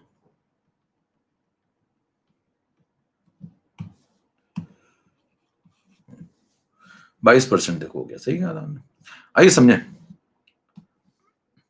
कोई ना अनुराग सुभाषिस, देखो सुनो अब ध्यान से मेरी बात। देखो ईएमएफ डायग्राम वगैरह आपको दिया हो, मतलब ये देखो कंसेप्ट पहले समझो, सवाल में बोल क्या रहा है। FeO4 -2 चार्ज वाला आदमी, ओवरऑल -2 चार्ज, वो Fe+3 में गया, फिर Fe+3 Fe+2 में गया, फिर Fe+2 Fe में गया। ठीक है, एक और पॉइंट समझ लीजिए इंपॉर्टेंट पीछे में, फिर हम लोग आगे बढ़े। देखिए यहाँ पे दोनों रिएक्शंस जो आपने पढ़े उनमें अंतर क्या था, जरा ये भी समझ लीजिए। कोई ऐसा पूछे ये क्या है, तो आप कहेंगे ऑक्सीडेशन। एक बात समझ लें फिर आगे चले। ये क्या है, रिडक्शन। ये क्या है, रिडॉक्स। देखिए रिडॉक्स में इंपॉर्टेंट है पहचानने का तरीका। रिडॉक्स आप कैसे पहचानेंगे, कोई है तो आप कहेंगे उसमें इलेक्ट्रॉन नहीं दिखने चाहिए। रिडॉक्स रिएक्शन या सेल रिएक्शन कंप्लीट वो मानी जाएगी जिसमें कहीं भी इलेक्ट्रॉन ना हो, ना बाईं दिशा ना दाईं दिशा में। जब ऐसा हो रहा होगा कि इलेक्ट्रॉन से इलेक्ट्रॉन कट रहे होंगे और फाइनली मतलब जो सेल है उसी की हाफ सेल रिएक्शन ऊपर जोड़ी गई होंगी। क्या बोल रहा हूं, बहुत ध्यान सुनिए, लास्ट में घुमा दूंगा मैं भी। जो सेल है उसी की हाफ सेल रिएक्शन, किसी दूसरे सेल की नहीं। क्योंकि कभी कभी क्या करेगा, किसी दूसरे सेल की हाफ सेल रिएक्शन को जोड़ करके भी एक सेल बना सकता है। मुद्दा समझिएगा सेल में क्या बोल रहा हूं। जो सेल है अगर उसी की हाफ सेल रिएक्शन ऊपर लिखी गई है और उन्हीं को जोड़ करके फाइनल सेल लिखा गया है, वही वाला सेल जिसकी हाफ सेल रिएक्शन ऊपर लिखी हुई है, और वही हाफ सेल रिएक्शन जिनको जोड़ने पे वो सेल बन रहा है। अगर ऐसा है तो इलेक्ट्रॉन से इलेक्ट्रॉन भी कटेंगे ही कटेंगे, और तब आप ऐसा हमेशा लिख पाएंगे। जैसा कि आप पिछले सवालों में लगा रहे थे, जैसे डैनियल सेल या और भी सवालों में सिल्वर और जिंक का इलेक्ट्रोड आपने लिया था, वहां भी लगाया था, क्रोमियम एफी में भी लगाया था, तो ये कई बार आप लगा चुके हैं।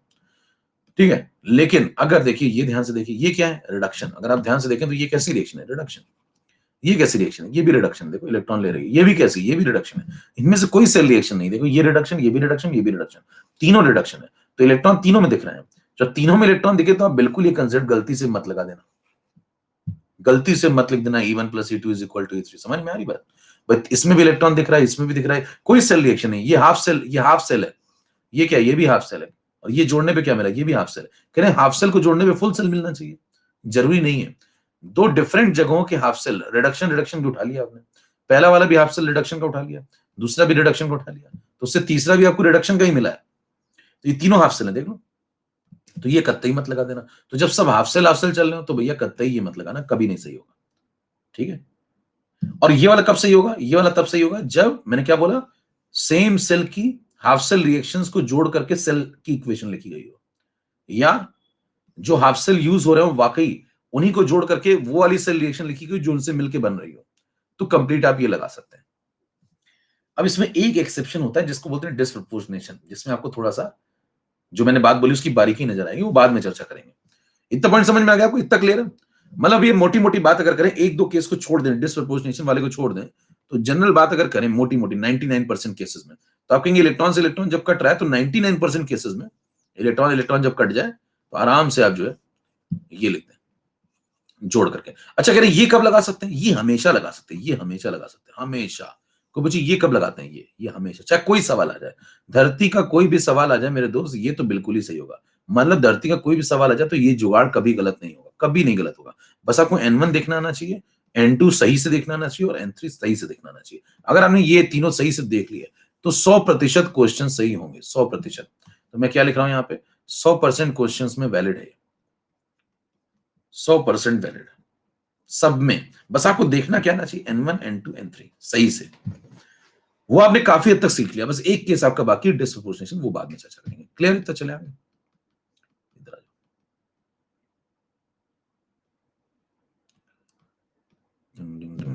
ये लगाओ,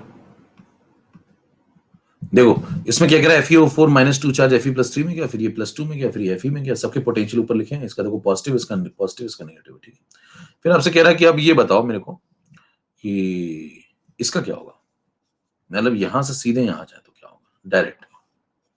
तो ध्यान दीजिए, यहां से डायरेक्ट आने का मतलब पहले यहां से यहां आओ, फिर यहां से यहां जाओ, दोनों को जोड़ दो तो यहां से यहां जाओगे। कहने फिर ये क्या कर रहा है, ये कुछ नहीं कर रहा, ये फर्जी दिया आगे वाला। तो पहली चीज तो ये पहचानना था इस सवाल में कि ये फर्जी, इसका कोई यूज नहीं। देखिए यहां से यहां जाओ, यहां से यहां जाओ, तो जोड़ दो डायरेक्ट, यहां से यहां जाओगे, और वही पूछा देखो। तो मतलब आपको इन दोनों स्टेप का यूज करना है, ये स्टेप फर्जी दिया हुआ है। पहली चीज नंबर 1 आनी चाहिए समझ में आपको कि इसके मुंह पे सफेदा पोतो पहले। तो भैया तुम्हारा कोई यूज नहीं, तुम फर्जी दियो तो बैठ जाओ शांति से, बीच में आवाज मत कर देना, बिल्कुल सवाल लगाने दो, इसको चुप बैठाओ पहले। अब बचा सवाल सिर्फ इतना, ये समझदार व्यक्ति करता है नंबर 1 काम, कि वो आधा काम तो खत्म कर देता है यहीं पे। अब वो सोचेगा क्या, Fe के ऊपर चार्ज बताओ। Fe के ऊपर मान लो X चार्ज है, ऑक्सीडेशन स्टेट। तो देखो FeO4 -2, X मान लो Fe के ऊपर है, तो X -2 × 4 = -2। ठीक है, कर लेते हैं सर। X कितना आ गया, 4 2 8 उधर जाएगा, तो 8 - 2 +6। तो यहाँ पे Fe +6 स्टेट में। ठीक है, और ये +6 से किस में गया, देखो +3 में गया। तो हम ये वाली रिएक्शन को ऐसा भी तो लिख सकते हैं भाई, अगर हम थोड़ा दिमाग लगाएं तो हम फर्स्ट वाली रिएक्शन को ऐसा भी तो लिख सकते हैं कि Fe+6 स्टेट से, आसान बना लो, +3 स्टेट में गया है। ये होता है सवाल, क्यों बारीक से समझना। अगर आप समझ के बात को तो आप ऐसे लिख लेंगे, कहेंगे इलेक्ट्रॉन कितने जोड़ोगे, कहेंगे 3 इलेक्ट्रॉन, खत्म। तो बताइए पहली वाले को मैंने क्या आसानी से लिख दिया ऐसा, और इसका पोटेंशियल कितना दिया हुआ पहली वाली का 2.20, तो सामने लिख देते हैं, इसको E1 बोल देते हैं। इस पहली वाली को क्या बोल देते हैं, E1 बोल देते हैं। तो मैंने बोल दिया तुम E1 बनोगे क्या, हाँ चलो, इसको E01 बोल दिया, E01। सेकंड वाली पे आओ, सेकंड वाली देखो Fe+3 से Fe+2 में ये लिख लो, सिंपल हो तो सिंपली लिखी हुई। तो Fe+3 Fe+2 कितने इलेक्ट्रॉन लेगी, 1 इलेक्ट्रॉन, देख लो, इसको E02 बोल दो, ठीक है। अब दोनों को जोड़ दो, जैसे दोनों को जोड़ोगे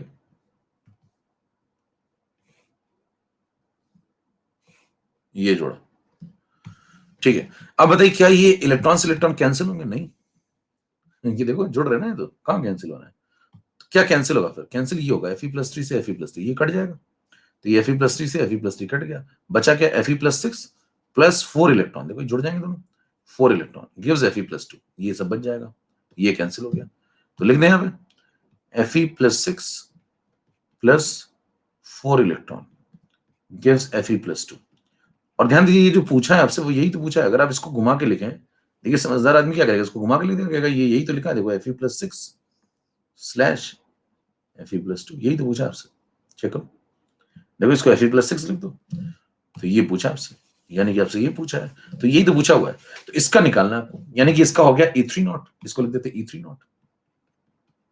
अब मान लो कि आपसे सवाल कहे कि मैंने E1 given, E2 given, E3 आपसे पूछा हुआ है, तो क्या आप सवाल नहीं लगा लेंगे। अब बताइए सवाल आसान हो गया है या अब भी टफ है, अब हो जाएगा क्या, अब कितने लोगों से हो जाएगा, जल्दी से मुद्दा दिखाओ, अब कितने लोगों से आंसर आ जाएगा, मतलब अब लिख दिया मैंने पूरा ऐसे।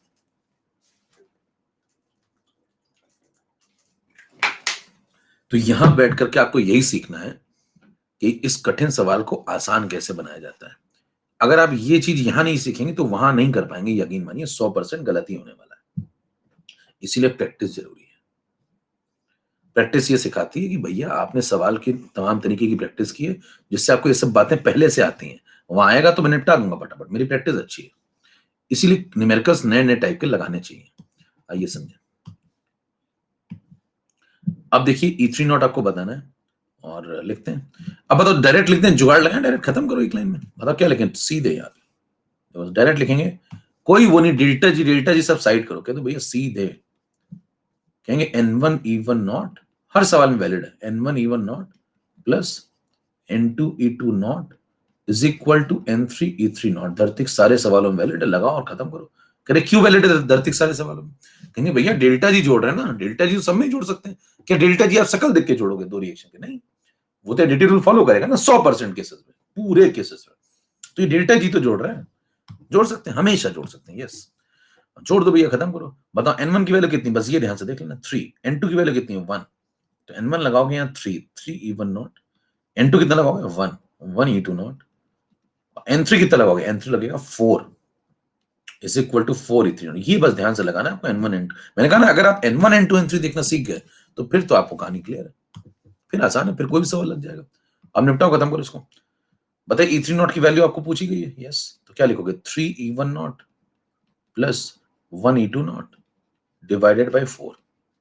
अब वैल्यू पुट करनी, E1 ये, E2 ये, दोनों की वैल्यू पुट कर दो यहाँ पे, आंसर आ जाएगा। यहां सॉल्व कर लेते हैं, देखो यहां सॉल्व कर लें ऊपर ऊपर, तो आप लिखेंगे E3 is equal to 3 times of E1, 3 times of E1 मतलब 3 टाइम्स ऑफ 2.20, ये लो, plus 2 times 1 times of E2, तो 1 इंटू E2 कितना है 0.77 डिवाइड बाई 4। सॉल्व करो इसको थोड़ा सा, देखो 3 इंटू 2.2 ये हो गया 6.6, है ना, तो सॉल्व कर लो इसको, एग्जैक्टली सॉल्व कर लेते हैं, चलो, तो ये बन रहा है 6.6 plus 0.77 divided by 4। Exact answer आप चेक करिए, आ रहा है 1.84, 1.84। कितना सवाल समझ में आ गया कायदे से, कॉन्फिडेंस बढ़ रहा है आपका ऐसे सवालों में? कर लेंगे अब। चलें, एक और आपको लगवा देता हूं जिससे क्लैरिटी और बढ़ जाएगी, हाई लेवल की एकदम। ये 15 नंबर लगा लो, जिससे आपको पूरा इक्विलिब्रियम वाला कंसेप्ट रिवाइज हो जाएगा। देखो आपने आज क्या क्या पढ़ लिया भाई, डेल्टा जी का पूरा कंसेप्ट पढ़ लिया आपने, है ना, कब क्या जुड़ता है क्या नहीं जुड़ता वो सब पढ़ लिया। देखो ये सब, और आपने कंसेप्ट पढ़ लिया इक्विलिब्रियम वाला पूरा कंसेप्ट, ये इक्विलिब्रियम वाला सीन समझ लिया पूरा क्या होता है, और ये डेल्टा जी वाला डन हो गया पूरा। अब डेल्टा जी पे सवाल लगा लिया आपने, एक इक्विलिब्रियम पे लगा लेते हैं। तो एक सवाल ये लगाओ इक्विलिब्रियम पे, तो ये होगी स्लाइड नंबर आपकी 9, ये 10। इसको पढ़ो जल्दी से, मैं समझाता हूं फटाफट। इसको और लगा लो और कंसेप्ट क्लियर हो जाएंगे एकदम शार्प, इक्विलिब्रियम पूरा खुल जाएगा यहां से। पढ़ो जल्दी से, पढ़ो फटाफट। मैं करवा रहा हूं, पोल नहीं करा रहा, पोल कराऊंगा आधे गलत करेंगे। मैं सीधे लगवा रहा हूं उसको, ठीक है, पढ़ लिया। देखो 2fe+3, कुछ बातें बस मैं पूछूंगा वो बता देना। 2fe+3 3i minus 2fe+2 i3 minus, ठीक है। अच्छा इसको चेंज कर लेना थोड़ा सा, ये है 0.77 है, एक डेटा थोड़ा बदल लेना, रियल डेटा क्योंकि लेने पड़ेंगे ना, E0 दिया हुआ है तो ये 0.77 होता है, तो यहां लिख लो 0.77, ठीक है। अब शुरू करो। अब देखिए सवाल में मैं आपसे कुछ बातें पूछ रहा हूं। पहली चीज आई माइनस, अच्छा ये रिडॉक्स है, रिडक्शन है, ऑक्सीडेशन है, पहले तो यही बता दो, चलो टाइप करो, ये रिडक्शन है, ऑक्सीडेशन है, रिडॉक्स है, क्या है?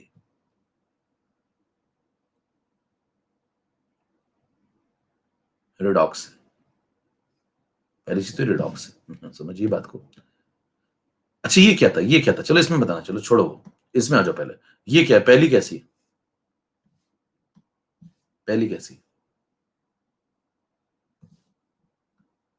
रिडक्शन। दूसरी, दूसरी वो भी रिडक्शन। तीसरी, तीसरी भी रिडक्शन, तीनों रिडक्शन है। समझ में आ रही बात? क्या यहाँ पे कोई कंप्लीट सेल बना है? नहीं। क्या यहाँ पे कोई कंप्लीट सेल बना है जोड़ने पे? नहीं। यहाँ इसका मतलब करते ही वो सीधे वाला जोड़ने वाला कंसेप्ट नहीं वैलिड होगा। समझ में आ रही बात? क्लियर इतना? इधर आ जाओ, बताइए ये कैसी रिएक्शन है? रिडॉक्स है। सही जवाब है रिडॉक्स है। कैसे पता चला? कहीं इलेक्ट्रॉन नजर आ रहा है आपको? नहीं, ना लेफ्ट हैंड साइड ना राइट हैंड साइड, कहीं नहीं, तो इलेक्ट्रॉन कैंसिल हुए, इसका रिडॉक्स है, ये रिडॉक्स है। अच्छा बताओ ऑक्सीडाइज कौन हो रहा है? अच्छा आई माइनस, चलो ये i3 माइनस में गया, ये बता दो क्या है, ये ऑक्सीडेशन है या रिडक्शन है? चलो ये बता दो, ये टाइप करो जल्दी से, ये ऑक्सीडेशन है रिडक्शन? ये बता दो बस, ऑक्सीडेशन या रिडक्शन? ऑक्सीडेशन, ऑक्सीडेशन, रिडक्शन, सब अलग अलग आंसर देना भैया। कुछ काफी लोग ऑक्सीडेशन दे रहे हैं, कुछ लोग रिडक्शन दे, ठीक है समझो जरा इस बात को पहले भैया, फिर तो आपको यही समझ में आना चाहिए क्या चल क्या रहा है मामला। देखो यहाँ पे i माइनस अगर i3 माइनस में कन्वर्ट हो जाए ना, i माइनस i3 माइनस, पहले तो यही समझ लो भैया। तो देखो क्या है, i के ऊपर -1 चार्ज है, एक i पे -1 कैरेक्टर है। यहाँ पे देखो 3i पे, देखो यहाँ पे देखो 3i पे -1 चार्ज है, तो फिर 3i पे -1 है, तो एक i पे इफेक्टिव कितना है? -1/3। एक i पे इफेक्टिव कितना है? -1/3। तो अगर आपसे पूछो ऑक्सीडेशन नंबर कितना है, तो आप कहेंगे -1/3। यहाँ पे देखो -1/3 है, और यहाँ पे -1, तो -1 से कहां गया? -1/3। समझ पा रहे हैं? -1 से कहां गया? -1/3। तो ये बढ़ रहा है घट रहा है? ये बढ़ रहा है, ये बढ़ रहा है। समझा? देखो -1/3 का मतलब कितना हो? -0.33। देखो -0.33, तो निगेटिव है ना, निगेटिव। -1 से कोई चीज -0.33 हो गई मान लो, ये तो बढ़ गई ना, और ये बढ़ गई, इसका मतलब क्या हुआ बताओ? ये ऑक्सीडेशन हुआ है। पॉइंट समझ में आया सबको पहले? तो ये भैया ऑक्सीडेशन है, ये ऑक्सीडेशन है, और ये देखो रिडक्शन है, तो ये रिडॉक्स है। नंबर एक बात तो आपको यही समझ में आनी चाहिए, ये नहीं समझ में आती लोगों को कौन क्या है। अब आओ सवाल लगाते हैं, इसको चाय पिलाओ यार गुरु, 11 नंबर पे आओ, इसको चाय पिलाते हैं। फिर सुनो सुनो सुनो सुनो, क्वेश्चन नंबर 15 है। चलो भाई, सबसे पहले क्या करेंगे, रिएक्शन लिखेंगे। Fe+3 गया किसमें? Fe+2 में, एक इलेक्ट्रॉन लेगा निकल लेगा, ओके। दूसरी रिएक्शन क्या है भाई?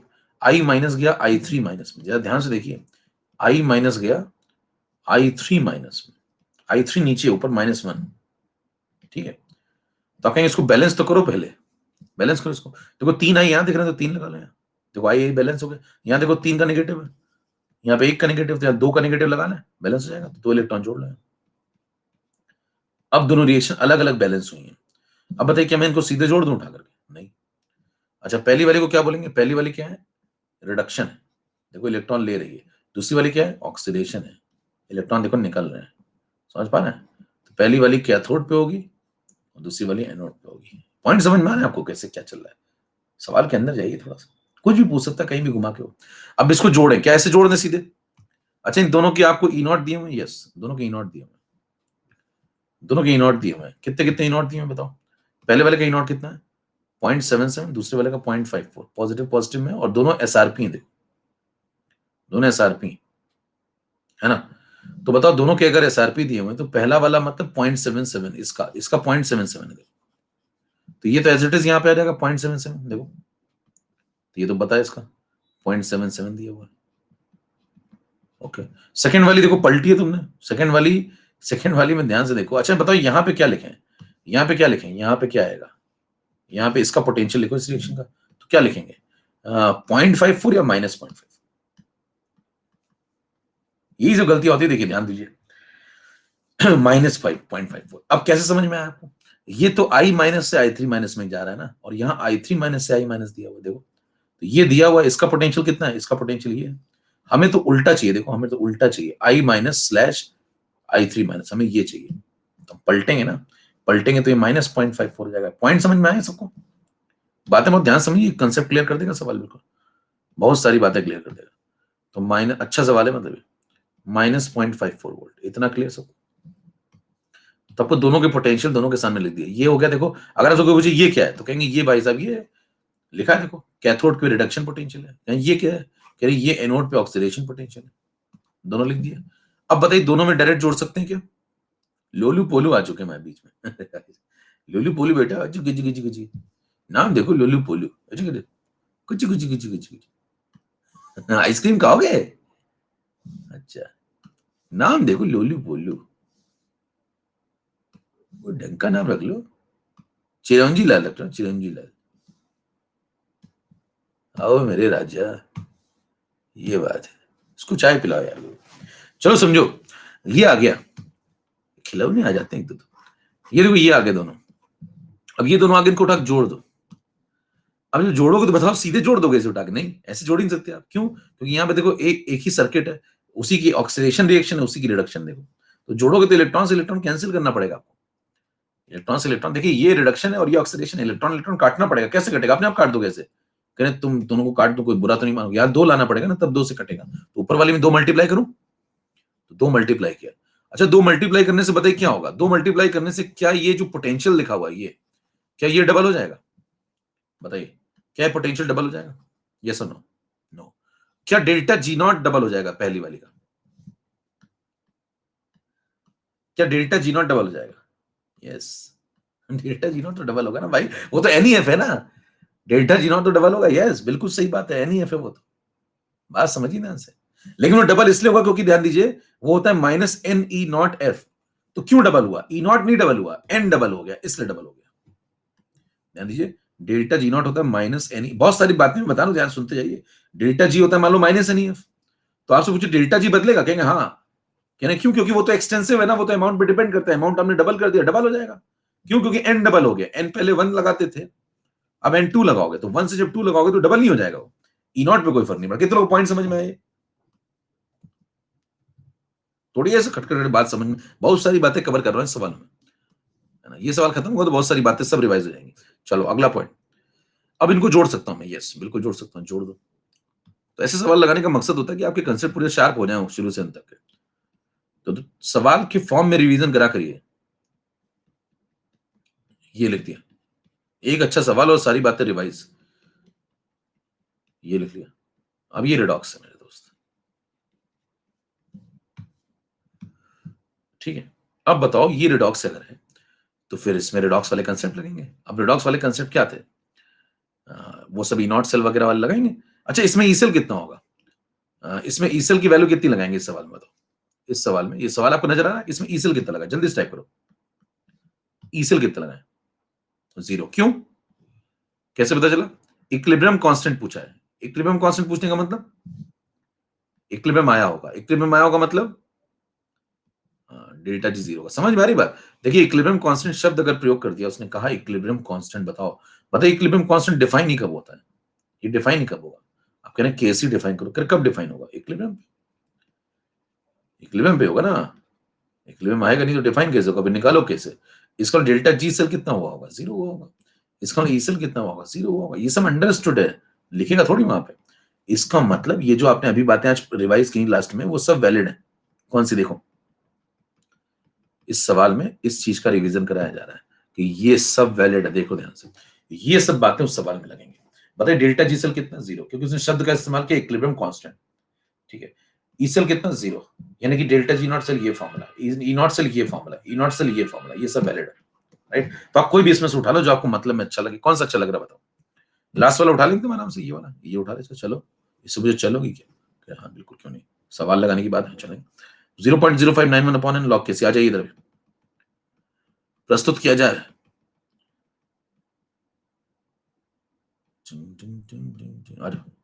ये लो, बटन इसको निकालने के लिए आप फॉर्मूला लगाने जा रहे हैं ई नॉट सेल वाला। तो ई नॉट सेल लगाओगे तभी तो केसी आएगा। तो पहले ई नॉट सेल तो निकाल लो, फिर आगे बढ़ो। तो इसका ई नॉट सेल निकाल सकते हैं क्या?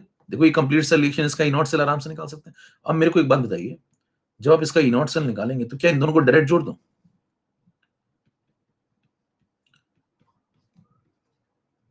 अब यहाँ पे पैदल लोग कंफ्यूज हो सकते हैं, कभी कहते हो नहीं जोड़ सकते, कभी कहते हो जोड़ देते हो।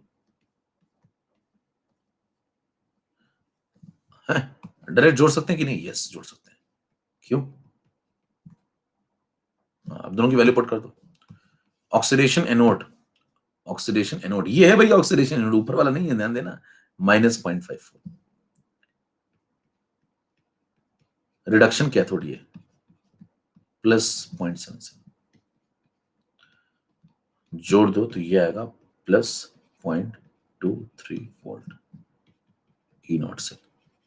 अभी जहरीली बात सुनना, मैंने कहा इन दोनों को डायरेक्ट जोड़ दो। आप कह रहे नहीं मेरे को समझ में नहीं आता। मत जोड़ो भाई, आप तो ये लगा लो। चलो, ये तो हमेशा लगा सकते हो हर सवाल में, n1 e1 not plus n2 e2 not is equal to, ये तो हर सवाल में, धरती के सारे सवालों में। तो यही लगा लो। लो ये लगा लो, तुम तो, तुम्हें कंफ्यूजन होता है, ये लगा लो। क्या करोगे? इसका n1 कितना है? 2, इसका n2 कितना है? 2। जब इन दोनों में दो दो इलेक्ट्रॉन का, ये 2 इलेक्ट्रॉन ले रहा है, ये 2 इलेक्ट्रॉन दे रहा है, तो सर्किट में कितने इलेक्ट्रॉन का घूम रहा है? 2 इलेक्ट्रॉन ही घूम रहा है। तो यहाँ पे n1 कितना लगेगा? 2 इलेक्ट्रॉन। यहाँ भी 2 लगेगा, यहाँ भी 2 लगेगा, 2 2 कट जाएगा। यही तो आएगा, e1 plus e2 is equal to e3। कितने लोग बात समझ में आई?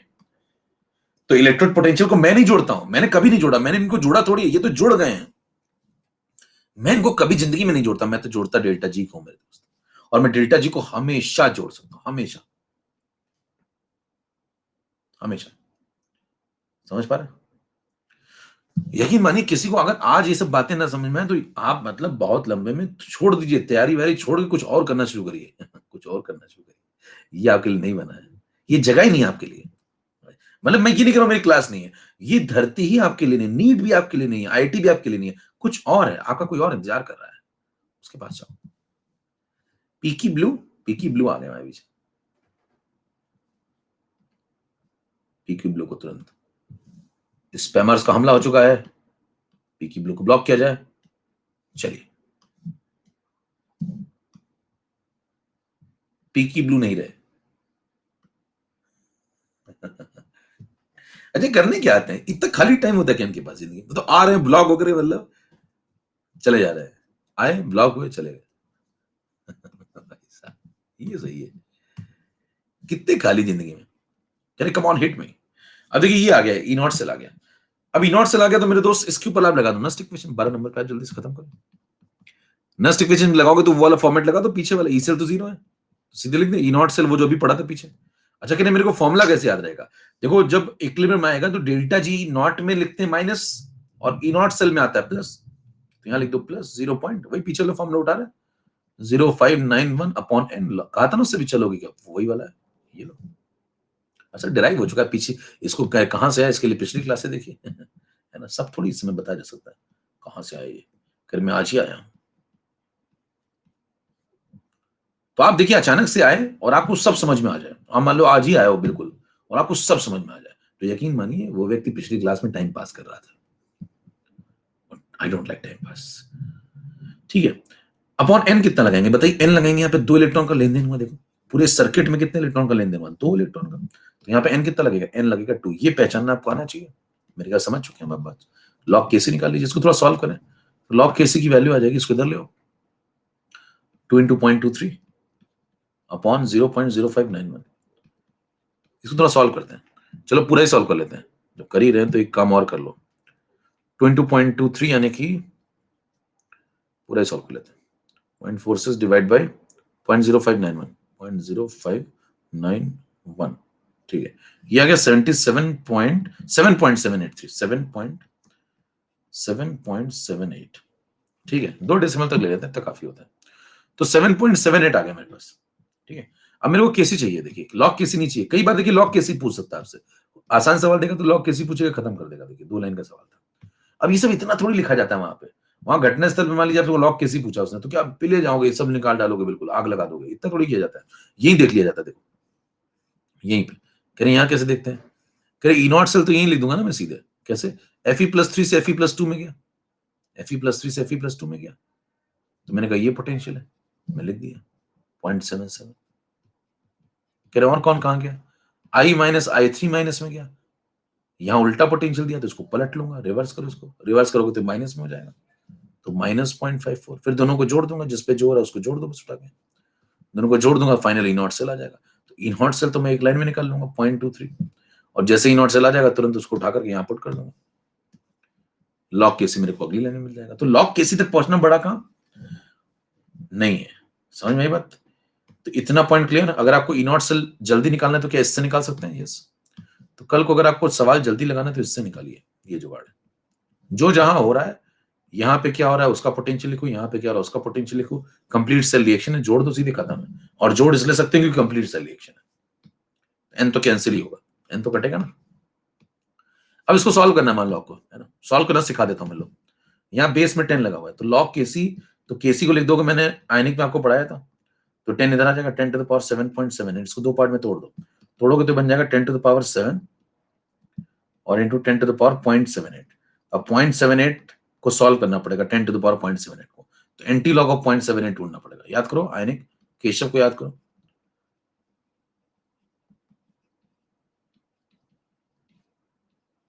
ये निकाल लो। अब एंटी लॉग ऑफ 0.78 आप कैसे ढूंढेंगे, ढूंढ सकते हैं आसानी, थोड़ा दिमाग लगाना पड़ेगा, बस यहाँ साइड में बता देता हूँ, जिससे आप कहें कि log 6 कितना होता है, तो कहेंगे log 2 प्लस log 3, 2 × 3 लिखेंगे तो log 2 plus log 3, log 2 0.3, log 3 0.47, तो ये 0.77, तो 0.77 का एंटी लॉग कितना होता है 6, तो 0.78 का एंटी लॉग क्या होगा 6 से हल्का सा बड़ा, तो अप्रॉक्स 6 पॉइंट समथिंग लिख सकते हैं, तो आंसर होगा 6.2 × 10⁻+7 के आसपास, अप्रॉक्स आंसर ये भी निकाल सकते, इसमें कोई बहुत ज्यादा टाइम नहीं लग रहा है, चेक कर लीजिए, सही जवाब होगा 6.2 10⁻+7 के आसपास। कितने लोग बात समझ में आ गई, तोड़िए फटाफट जल्दी से।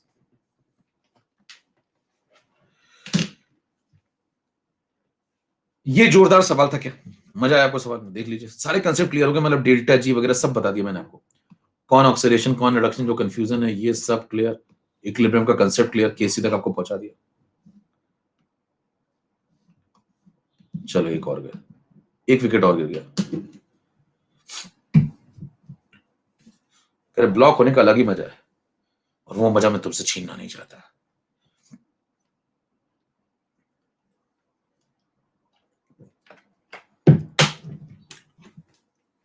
चलो आगे बढ़े, एक और गया, विकेट गिर दें गुरु आज, 1 डाउन 2 डाउन, देखो, अरे log 6 को लिख दो, log ऐसे लिख लो भैया, log 6 लिख लो, log 6 को लिख लो 2 × 3, log 2 प्लस log 3, log 2 ये होता है, log 3 ये होता है, जोड़ दिया 0.77 आ गया, 0.77 का एंटी लॉग कितना होता है 6, तो 0.78 का एंटी लॉग कितना होगा 6 से हल्का सा बड़ा 6.2, ये इसके लिए आयनिक पढ़नी पड़ेगी, केशव को याद करते हुए, आयनिक में देखिए सब एंटी लॉग सिखाया बहुत कायदे से, तो जिसको आयनिक नहीं, जिसने अभी लेक्चर ज्वाइन किया, लेट ज्वाइन किया, जिसको आयनिक नहीं आती है, जिसको एंटी लॉग नहीं आता, वो जाकर के आयनिक का टाइप करें, जब मिश्रा कंप्लीटेड कोर्स में जाए, सुपर अचीवर कोर्स के अंदर आयनिक ढूंढे, आयनिक का लेक्चर नंबर 4 या 5 होगा, पढ़े उसको रिवाइज करके। चलिए आगे बढ़ते हैं, इस प्रकार से पूरे तरीके से सब बातें खत्म होती हैं। अब हम लोग आगे बढ़ते हैं, अगला कंसेप्ट इसमें जो बचा है बस इलेक्ट्रोकेमिकल सेल में वो है कंसंट्रेशन सेल। चलिए इसको भी खत्म करते हैं आज। तो अगला कंसेप्ट है कंसंट्रेशन सेल। घंटी बहुत बजती है, दूर दराज से लोग आ रहे हैं। चलो हेड डालो भैया कंसंट्रेशन सेल, अगर आप नोट्स वगैरह बनाते हो तो। अब कंसंट्रेशन सेल का मतलब क्या होता है, पहले मैं डेफिनेशन लिख देता हूं आपके सामने, फिर एक एक करके इस बातों को समझ लेते हैं। चलिए स्टार्ट करें। अगला concept concentration cell, 13 number slide.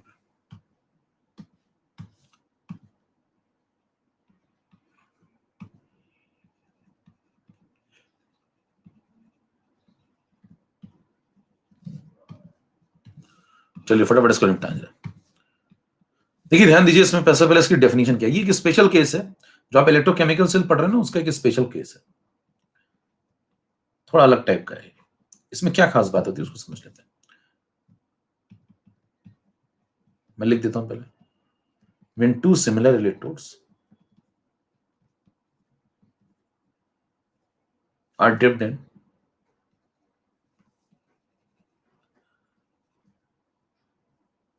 in the electrolytic solution,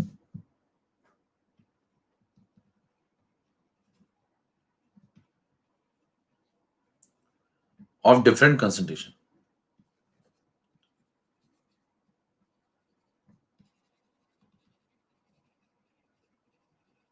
then the formed cell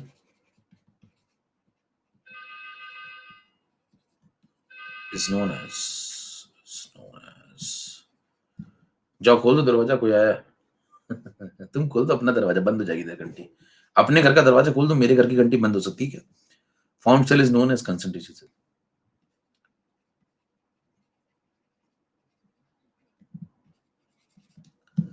अब देखो सुनो, मैं नहीं खोल सकता ना, मैं पढ़ा रहा हूं इसलिए।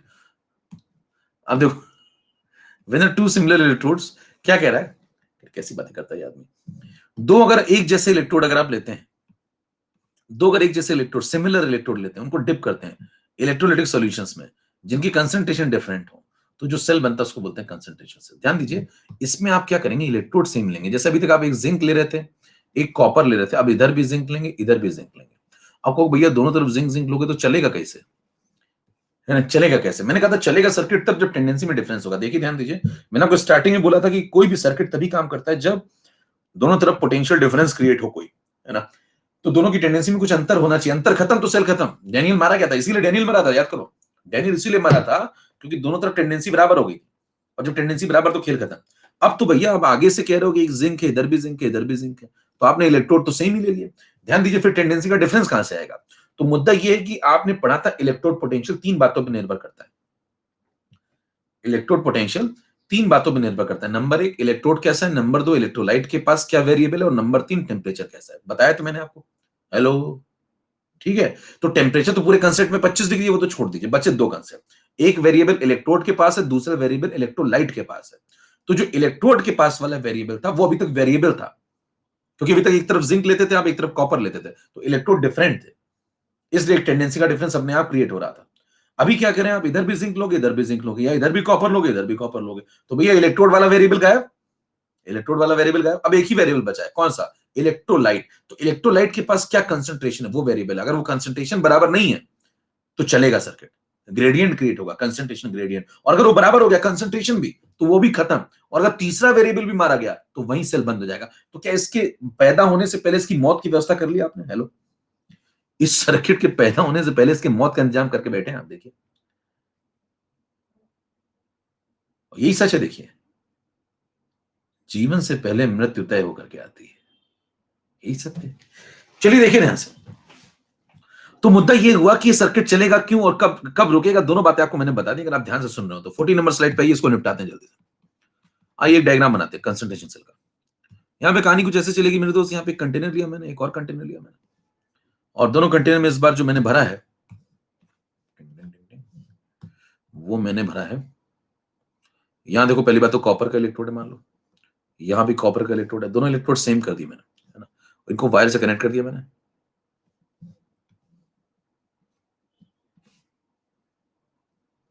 अभी देखिए मैं वही पढ़ रहा हूँ इलेक्ट्रोकेमिकल से, अभी मैंने क्या इसमें कोई बैटरी लगाई क्या? नहीं, बैटरी तो बना रहा हूं मैं, हर बार बैटरी बना रहा हूं। अभी बैटरी बनाना सीख रहे हैं, बैटरी लगाएंगे भी आगे इलेक्ट्रोलिटिक में, है ना। तो यहां बताओ मैंने क्या लिया, कॉपर। यहां भी क्या लिया मैंने, कॉपर। यहां भी किसमें डिप करा मैंने, कॉपर सल्फेट।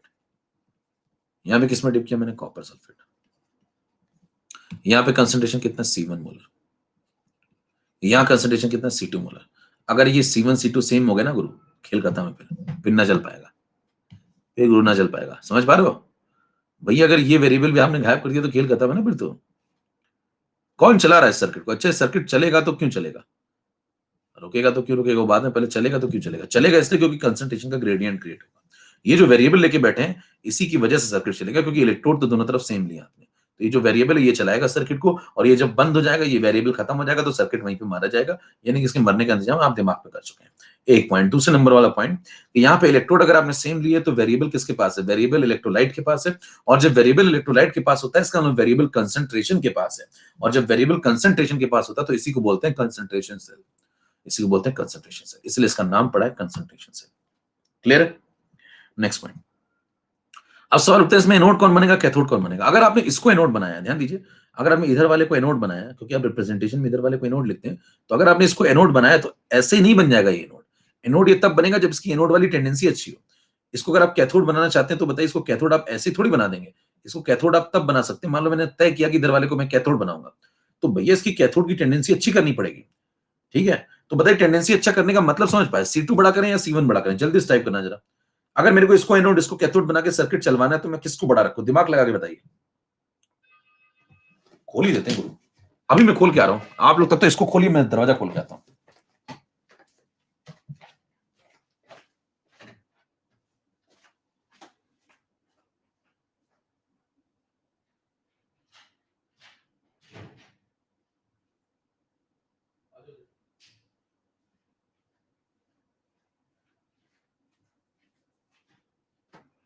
सैनिटाइज कर दो।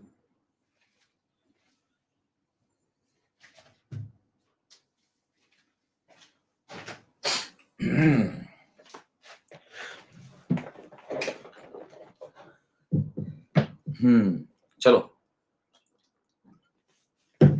अगले काम, इसको चाय पिलाओ गुरु। अब सुनो बात सुनो, तुम लोग भावुक बहुत हो जाते हैं, इमोशनल आदमी बहुत। मैं तुमसे क्या पूछ रहा हूँ, C2 बड़ा कि C1 बड़ा, जल्दी से बताओ। C2 बड़ा C1 बड़ा, तो आप क्या बोलेंगे बताओ।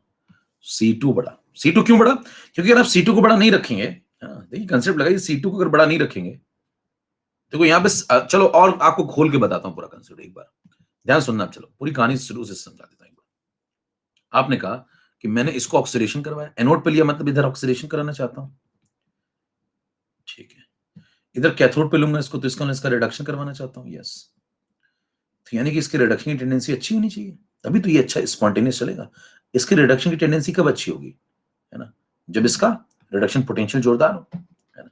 अब इसका रिडक्शन पोटेंशियल कब जोरदार होगा, इसका रिडक्शन पोटेंशियल कब जोरदार होगा, जब इसकी टेंडेंसी अच्छी होगी। तो कब वो, जब Cu+2 ज्यादा होगा। तो बातचीत हो चुकी पहले भी।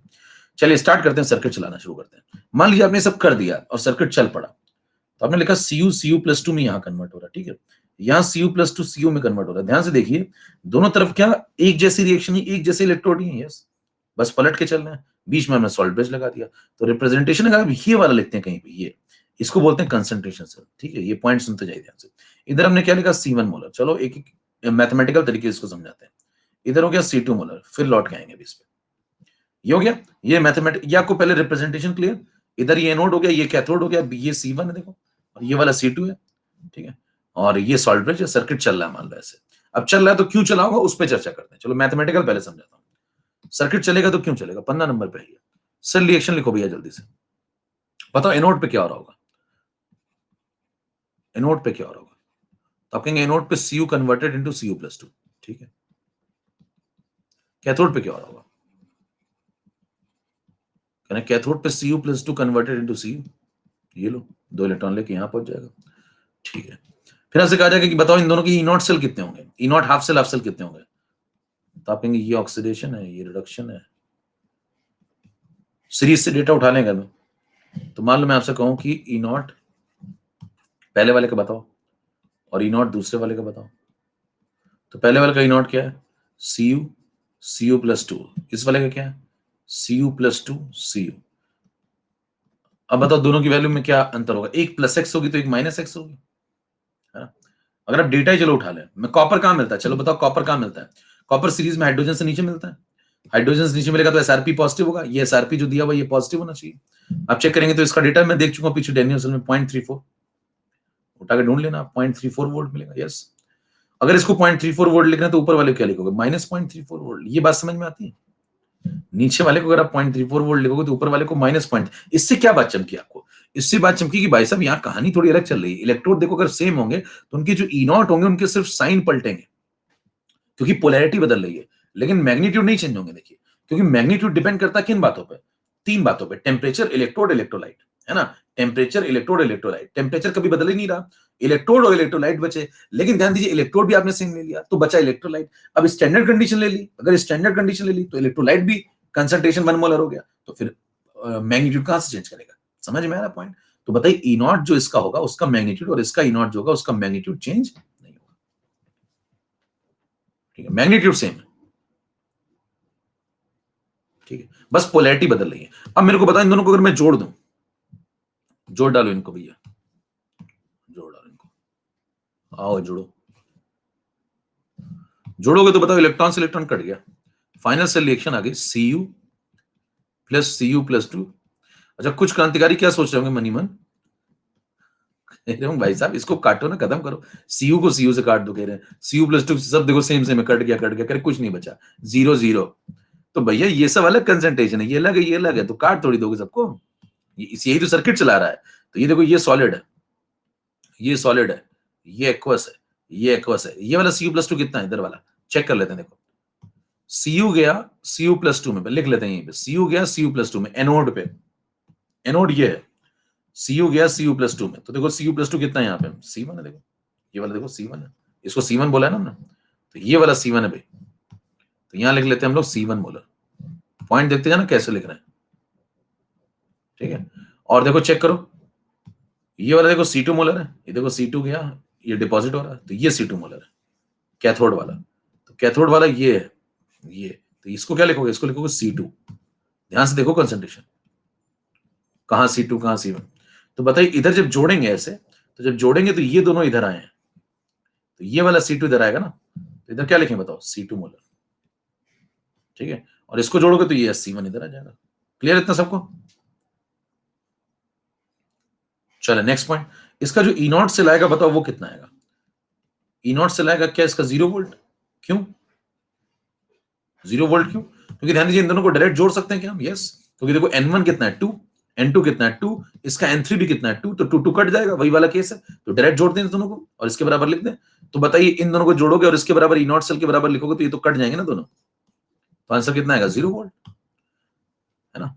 तो कह रहे कैसे निकालते हो सब, कह रहे बेसिक कंसेप्ट लगाओ, तुम्हें अगर कंफ्यूजन होता है तुम तो हर सवाल में ये लगाया करो, दुनिया के सारे सवालों में जब भी जोड़ा करो रिएक्शन को तो ये लगाया करो, कोई कंफ्यूजन ही नहीं। देखो आप तो हर सवाल में ये लगाओ, अभी खत्म ही करो ना सीधे, दिमाग पे जोर ही मत डालो। N1 कितना 2, 2E1 नॉट, N2 कितना 2, 2E2 नॉट, N3 कितना 2, तो 2E3 नॉट, खत्म हो गया, 2 2 कट गया, E1 not plus E2 not is equal to E3 not, और E3 नॉट ही E नॉट सेल है। E1 नॉट कितना हो गया -0.34, E2 नॉट कितना हो गया +0.34, E3 नॉट कितना है, E नॉट सेल है, खत्म, E नॉट से 0 आ गया। यहां से पता चलता है E नॉट सेल की वैल्यू 0 वोल्ट आ गई। अब यहां से देखो एक पॉइंट इंपॉर्टेंट निकल के आया, क्या कंसंट्रेशन सेल में हमेशा ई नॉट सेल 0 आएगा, क्या किसी भी कंसंट्रेशन सेल में ई नॉट सेल 0 आएगा या सिर्फ इसी में आएगा, हमेशा आएगा या इसी में आएगा, किसी भी कंसंट्रेशन सेल में आएगा या इसी में आएगा, जल्दी से टाइप करो, सब में आएगा। ध्यान दीजिए किसी भी दुनिया के कंसंट्रेशन सेल में अगर सवाल कंसंट्रेशन सेल का है, इसका सवाल है, तो हमेशा ई नॉट सेल 0 आएगा, कन्फर्म। क्यों, क्यों, क्योंकि ध्यान दीजिए आपने इलेक्ट्रोड तो सेम ही लिए होंगे, यहां जिंक तो यहां भी जिंक, तो यहां अगर -x आएगा तो यहां +x आएगा ना, यहां +x आएगा तो यहां -x आएगा, जोड़ोगे तो 0 ही तो आएगा, क्योंकि 2 2 तो कट रहा होगा या जो भी होगा वो कट रहा होगा, तो जोड़ोगे तो 0 ही वोल्ट आएगा। कितना फील आ गई कि हमेशा ई नॉट से 0 होगा, यस, फटाफट थोड़ी, क्लियर है पॉइंट, ठीक है भाई। तो एक पॉइंट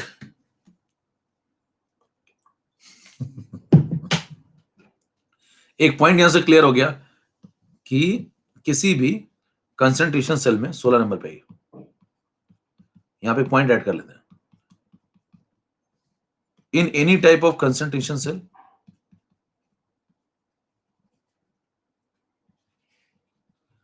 बस कंसंट्रेशन सेल होना चाहिए। उसका मतलब समझिए, कंसंट्रेशन सेल कैसे पहचानोगे? अच्छा, पहचानो कैसे? कैसे पहचानोगे? इधर कॉपर तो इधर भी कॉपर, इधर जिंक तो इधर भी जिंक, इधर भी हाइड्रोजन इलेक्ट्रोड तो उधर भी हाइड्रोजन इलेक्ट्रोड। बस अगर ऐसा हो रहा है, सेम सेम इलेक्ट्रोड दिख रहे हैं, कंसंट्रेशन या ये चीजें वेरिएबल है, डेटा वेरिएबल है, लेकिन सेम इलेक्ट्रोड दिखने चाहिए दोनों तरफ, तो कंसंट्रेशन सेल है।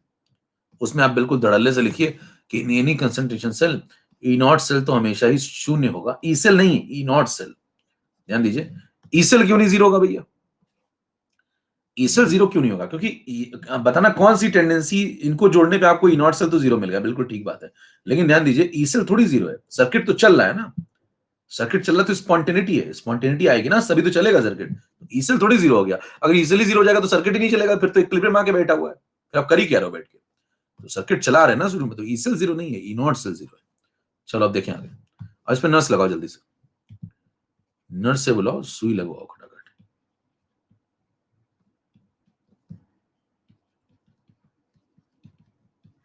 और ये -0.0591, एन की वैल्यू चेक कर लो, 2, देखो 2 इलेक्ट्रॉन निकले, 2 इलेक्ट्रॉन पहुंचे, तो 2 इलेक्ट्रॉन का लेन देन हुआ, एन की वैल्यू 2 पूरे सर्किट में। Log of product upon reactant. अब ध्यान दीजिए, प्रोडक्ट अपॉन रिएक्टेंट में आप क्या लिखेंगे? ये दोनों तो गए, ये तो काउंट नहीं होंगे, ये नहीं काउंट होगा, ये नहीं, सॉलिड है, तो ऊपर कौन आएगा? ये आएगा, और नीचे कौन आएगा? ये आएगा। तो ये कौन सा वाला Cu+2 है?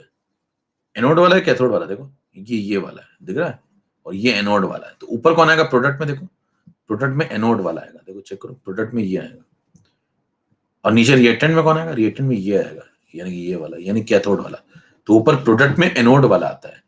ये पॉइंट समझ में? तो आप ऐसे लिखें, अगर ऐसे कंफ्यूज कभी आपको करता है तो ऊपर लिखें आप प्रोडक्ट अपॉन रिएक्टेंट, ऊपर Cu+2, नीचे भी Cu+2, लेकिन ध्यान से देखें तो ऊपर आएगा एनोड वाला और नीचे आएगा कैथोड वाला। ये पॉइंट क्लियर है? फिर आप यहाँ पे क्या करेंगे? ई नॉट सेल को जीरो लगाएंगे, हमेशा जीरो होगा कंसंट्रेशन सेल में, तो लिखेंगे E cell is equal to -0.0591/2 log of. अब ध्यान दीजिए, एनोड वाला कौन है? प्रोडक्ट में कौन आया? C1 आया, देखो ये C1 प्रोडक्ट में आएगा और ये C2 रिएक्टेंट में आएगा, तो लिखेंगे C1/C2 product upon reactant, C1/C2 anode upon cathode, देखो anode upon cathode C1/C2। Clear है? तो यहां लिखेंगे C1, यहां लिखेंगे C2, वैल्यू लगा दो, ठीक है। फिर इसको फर्दर लिख लो भैया, थोड़ा सा और दिमाग लगा लो, ई सेल को लिख दो, यहां प्लस लगा लो, प्लस लगाओगे तो हो जाएगा 0.0591/2 लॉग ऑफ C2/C1, ठीक है। फिर आपको ये सेल काम कर सकता है, अब आपसे पूछो भैया, हाँ, देखो ये लिखने के बाद ही तय होगा ना काम करेगा कि भी नहीं करेगा। इससे पूछो चल सकते हो क्या तुम, काम कर सकते हो? कह रहे हाँ कर सकते हैं, अगर सही कंडीशन मिले तो। कहेगा सही कंडीशन मतलब क्या? कह रहे वो सिखा रहे ना, तुम्हें सीखो। कहेंगे स्पॉन्टेनिटी ले आओ तो कर देंगे, कह रहे स्पॉन्टेनिटी ले आओ तो कर देंगे। कह रहे स्पॉन्टेनिटी कैसे आएगी? चलो नेक्स्ट स्लाइड पे समझते हैं जरा, 17 नंबर पे आओ, जरा साफ साफ समझ ले जरा। कहता है यहां तक आ गया समझ में? कह रहा हाँ यहां तक तो आ गया। ई सेल कितना आ गया लिख लो, 0.0591/2 प्लस में हो गया, देख लेना ध्यान से, देखो ये माइनस का मैंने प्लस कर दिया तो ये पलट गया, C2 ऊपर आ गया, ठीक है। इसको डालो लॉग ऑफ C2/C1। अब कहता है कि भैया सर्किट चलेगा, तो हम कहेंगे हमसे क्यों पूछ रहे हो, चेक कर लो ना। कह रहे क्या सवाल है तुम्हारे दिमाग में? कह रहे स्पॉन्टेनिटी आएगी या नहीं आएगी, कभी आ सकती है कि नहीं आ सकती? तो आप कहेंगे हाँ सही तरीके से अगर काम कराओ तो आ सकती है। कह रहे कब आ सकती है? कह रहे जब डेल्टा जी सिस्टम नेगेटिव हो जाए, यही कंसेप्ट है स्पॉन्टेनिटी का। सिस्टम मतलब सेल, डेल्टा जी नेगेटिव मतलब ई सेल पॉजिटिव, क्योंकि delta G is equal to -NEF, है ना। तो अगर डेल्टा जी सेल अगर आपको रखना है नेगेटिव, तो ई सेल को रखना है पॉजिटिव। क्लियर है? तो बताओ ये कर देते हैं काम। उसने कहा इसको नेगेटिव बनाने के लिए इसको पॉजिटिव रखना पड़ेगा, कहेंगे हाँ कर लेंगे, पॉजिटिव कर लेंगे, कोई दिक्कत नहीं है। कह रहे कैसे पॉजिटिव बनाओगे इसको? कह रहे वो ऊपर फॉर्मूला लिखा हुआ उससे दिमाग लगाओ। कह रहे इस फॉर्मूले से क्या दिमाग लगाए? कह रहे इसको पॉजिटिव बनाओ। कह रहे यहाँ प्लस तो पहले लगा हुआ है, कह रहा कह रहे फिर इसको पॉजिटिव बना लो। कह रहे ये तो डिजिट है कोई, कह रहे इसकी कोई टेंशन ही नहीं है, इसको पॉजिटिव बनाओ, इसको पॉजिटिव बना लो तो काम हो जाएगा। यस चलो बना देते हैं। अब अगर इसको पॉजिटिव में बनाने पे आऊं तो मैं लिखूंगा log of C2 by C1 को पॉजिटिव बनाओ, पूरे को। तो बताइए C2 बाई C1 को 1 से बड़ा बनाओ, तभी तो उसका लॉग पॉजिटिव आएगा ना। तो C2 बाई C1 को 1 से बड़ा बनाने का मतलब है C2 C1 से बड़ा बनाओ। Point clear? अगर मैं ऐसा कर दूं तो सर्किट स्पॉन्टेनियस तरीके से जैसा लिखा हुआ है ऐसा और जैसा डायग्राम बना हुआ है वैसा काम कर जाएगा। इसको काम करवाने के लिए इस C2 को इस C1 से बड़ा रखना होगा। ये तो पॉइंट क्लियर हो गया। क्या मैथमेटिकली प्रूव होगी बात? चेक कर लीजिए।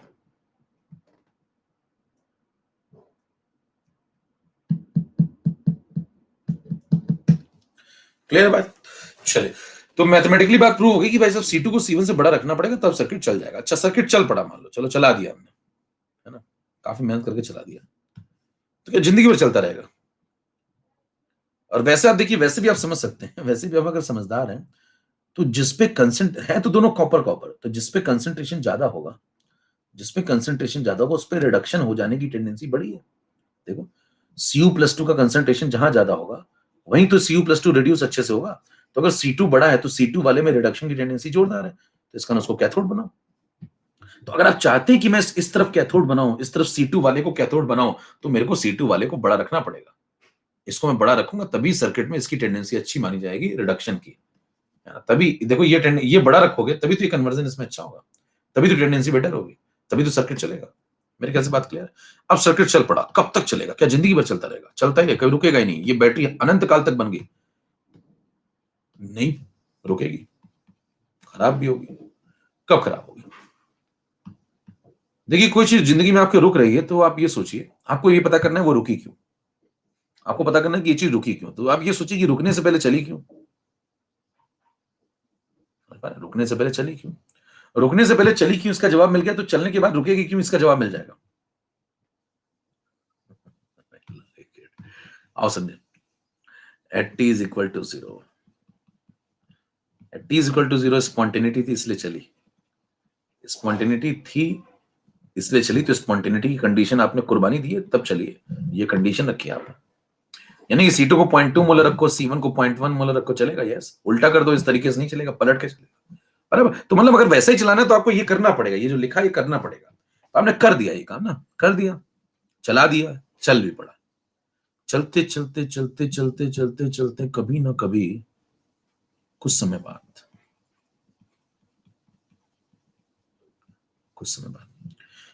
आप पाएंगे, ध्यान सुनिएगा बात मेरी, कुछ समय बाद आप पाएंगे ये ऑक्सीडेशन में पार्टिसिपेट करेगा तो ये इसमें कन्वर्ट होने लगेगा, और ये रिडक्शन में पार्टिसिपेट करेगा तो ये जो Cu+2 यहाँ है ये डिपॉजिट होना शुरू हो जाएगा। तो समय के साथ साथ ध्यान से देखिए, तो ये वाला Cu+2 बढ़ेगा। देखो, जो छोटा था, देखो ये छोटा था ना, ये C1 छोटा था, जो छोटा था वो बड़ा हो रहा है। ध्यान से देखिए, ये छोटा था, चलाने के लिए पहले चलाया आपने, चलाने के लिए इसको छोटा रखा, ये छोटा रखा, जो छोटा था वो अब देखो बड़ा हो रहा है क्योंकि डिसॉल्व हो रहा है।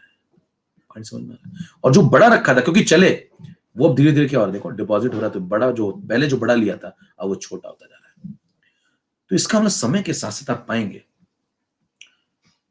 कि जो वैल्यू आपने C2 वाली ली थी वो ऊपर ली थी, तो यहां पे ऐसे बना लेते हैं, C2 यहां लिख लेते हैं, चलो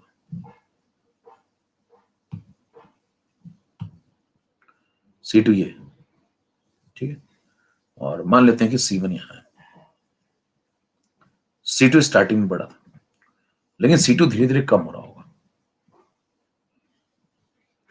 C1 पहले छोटा था, सर्किट चलने के लिए ऐसा जरूरी है, लेकिन C1 धीरे धीरे बढ़ रहा होगा।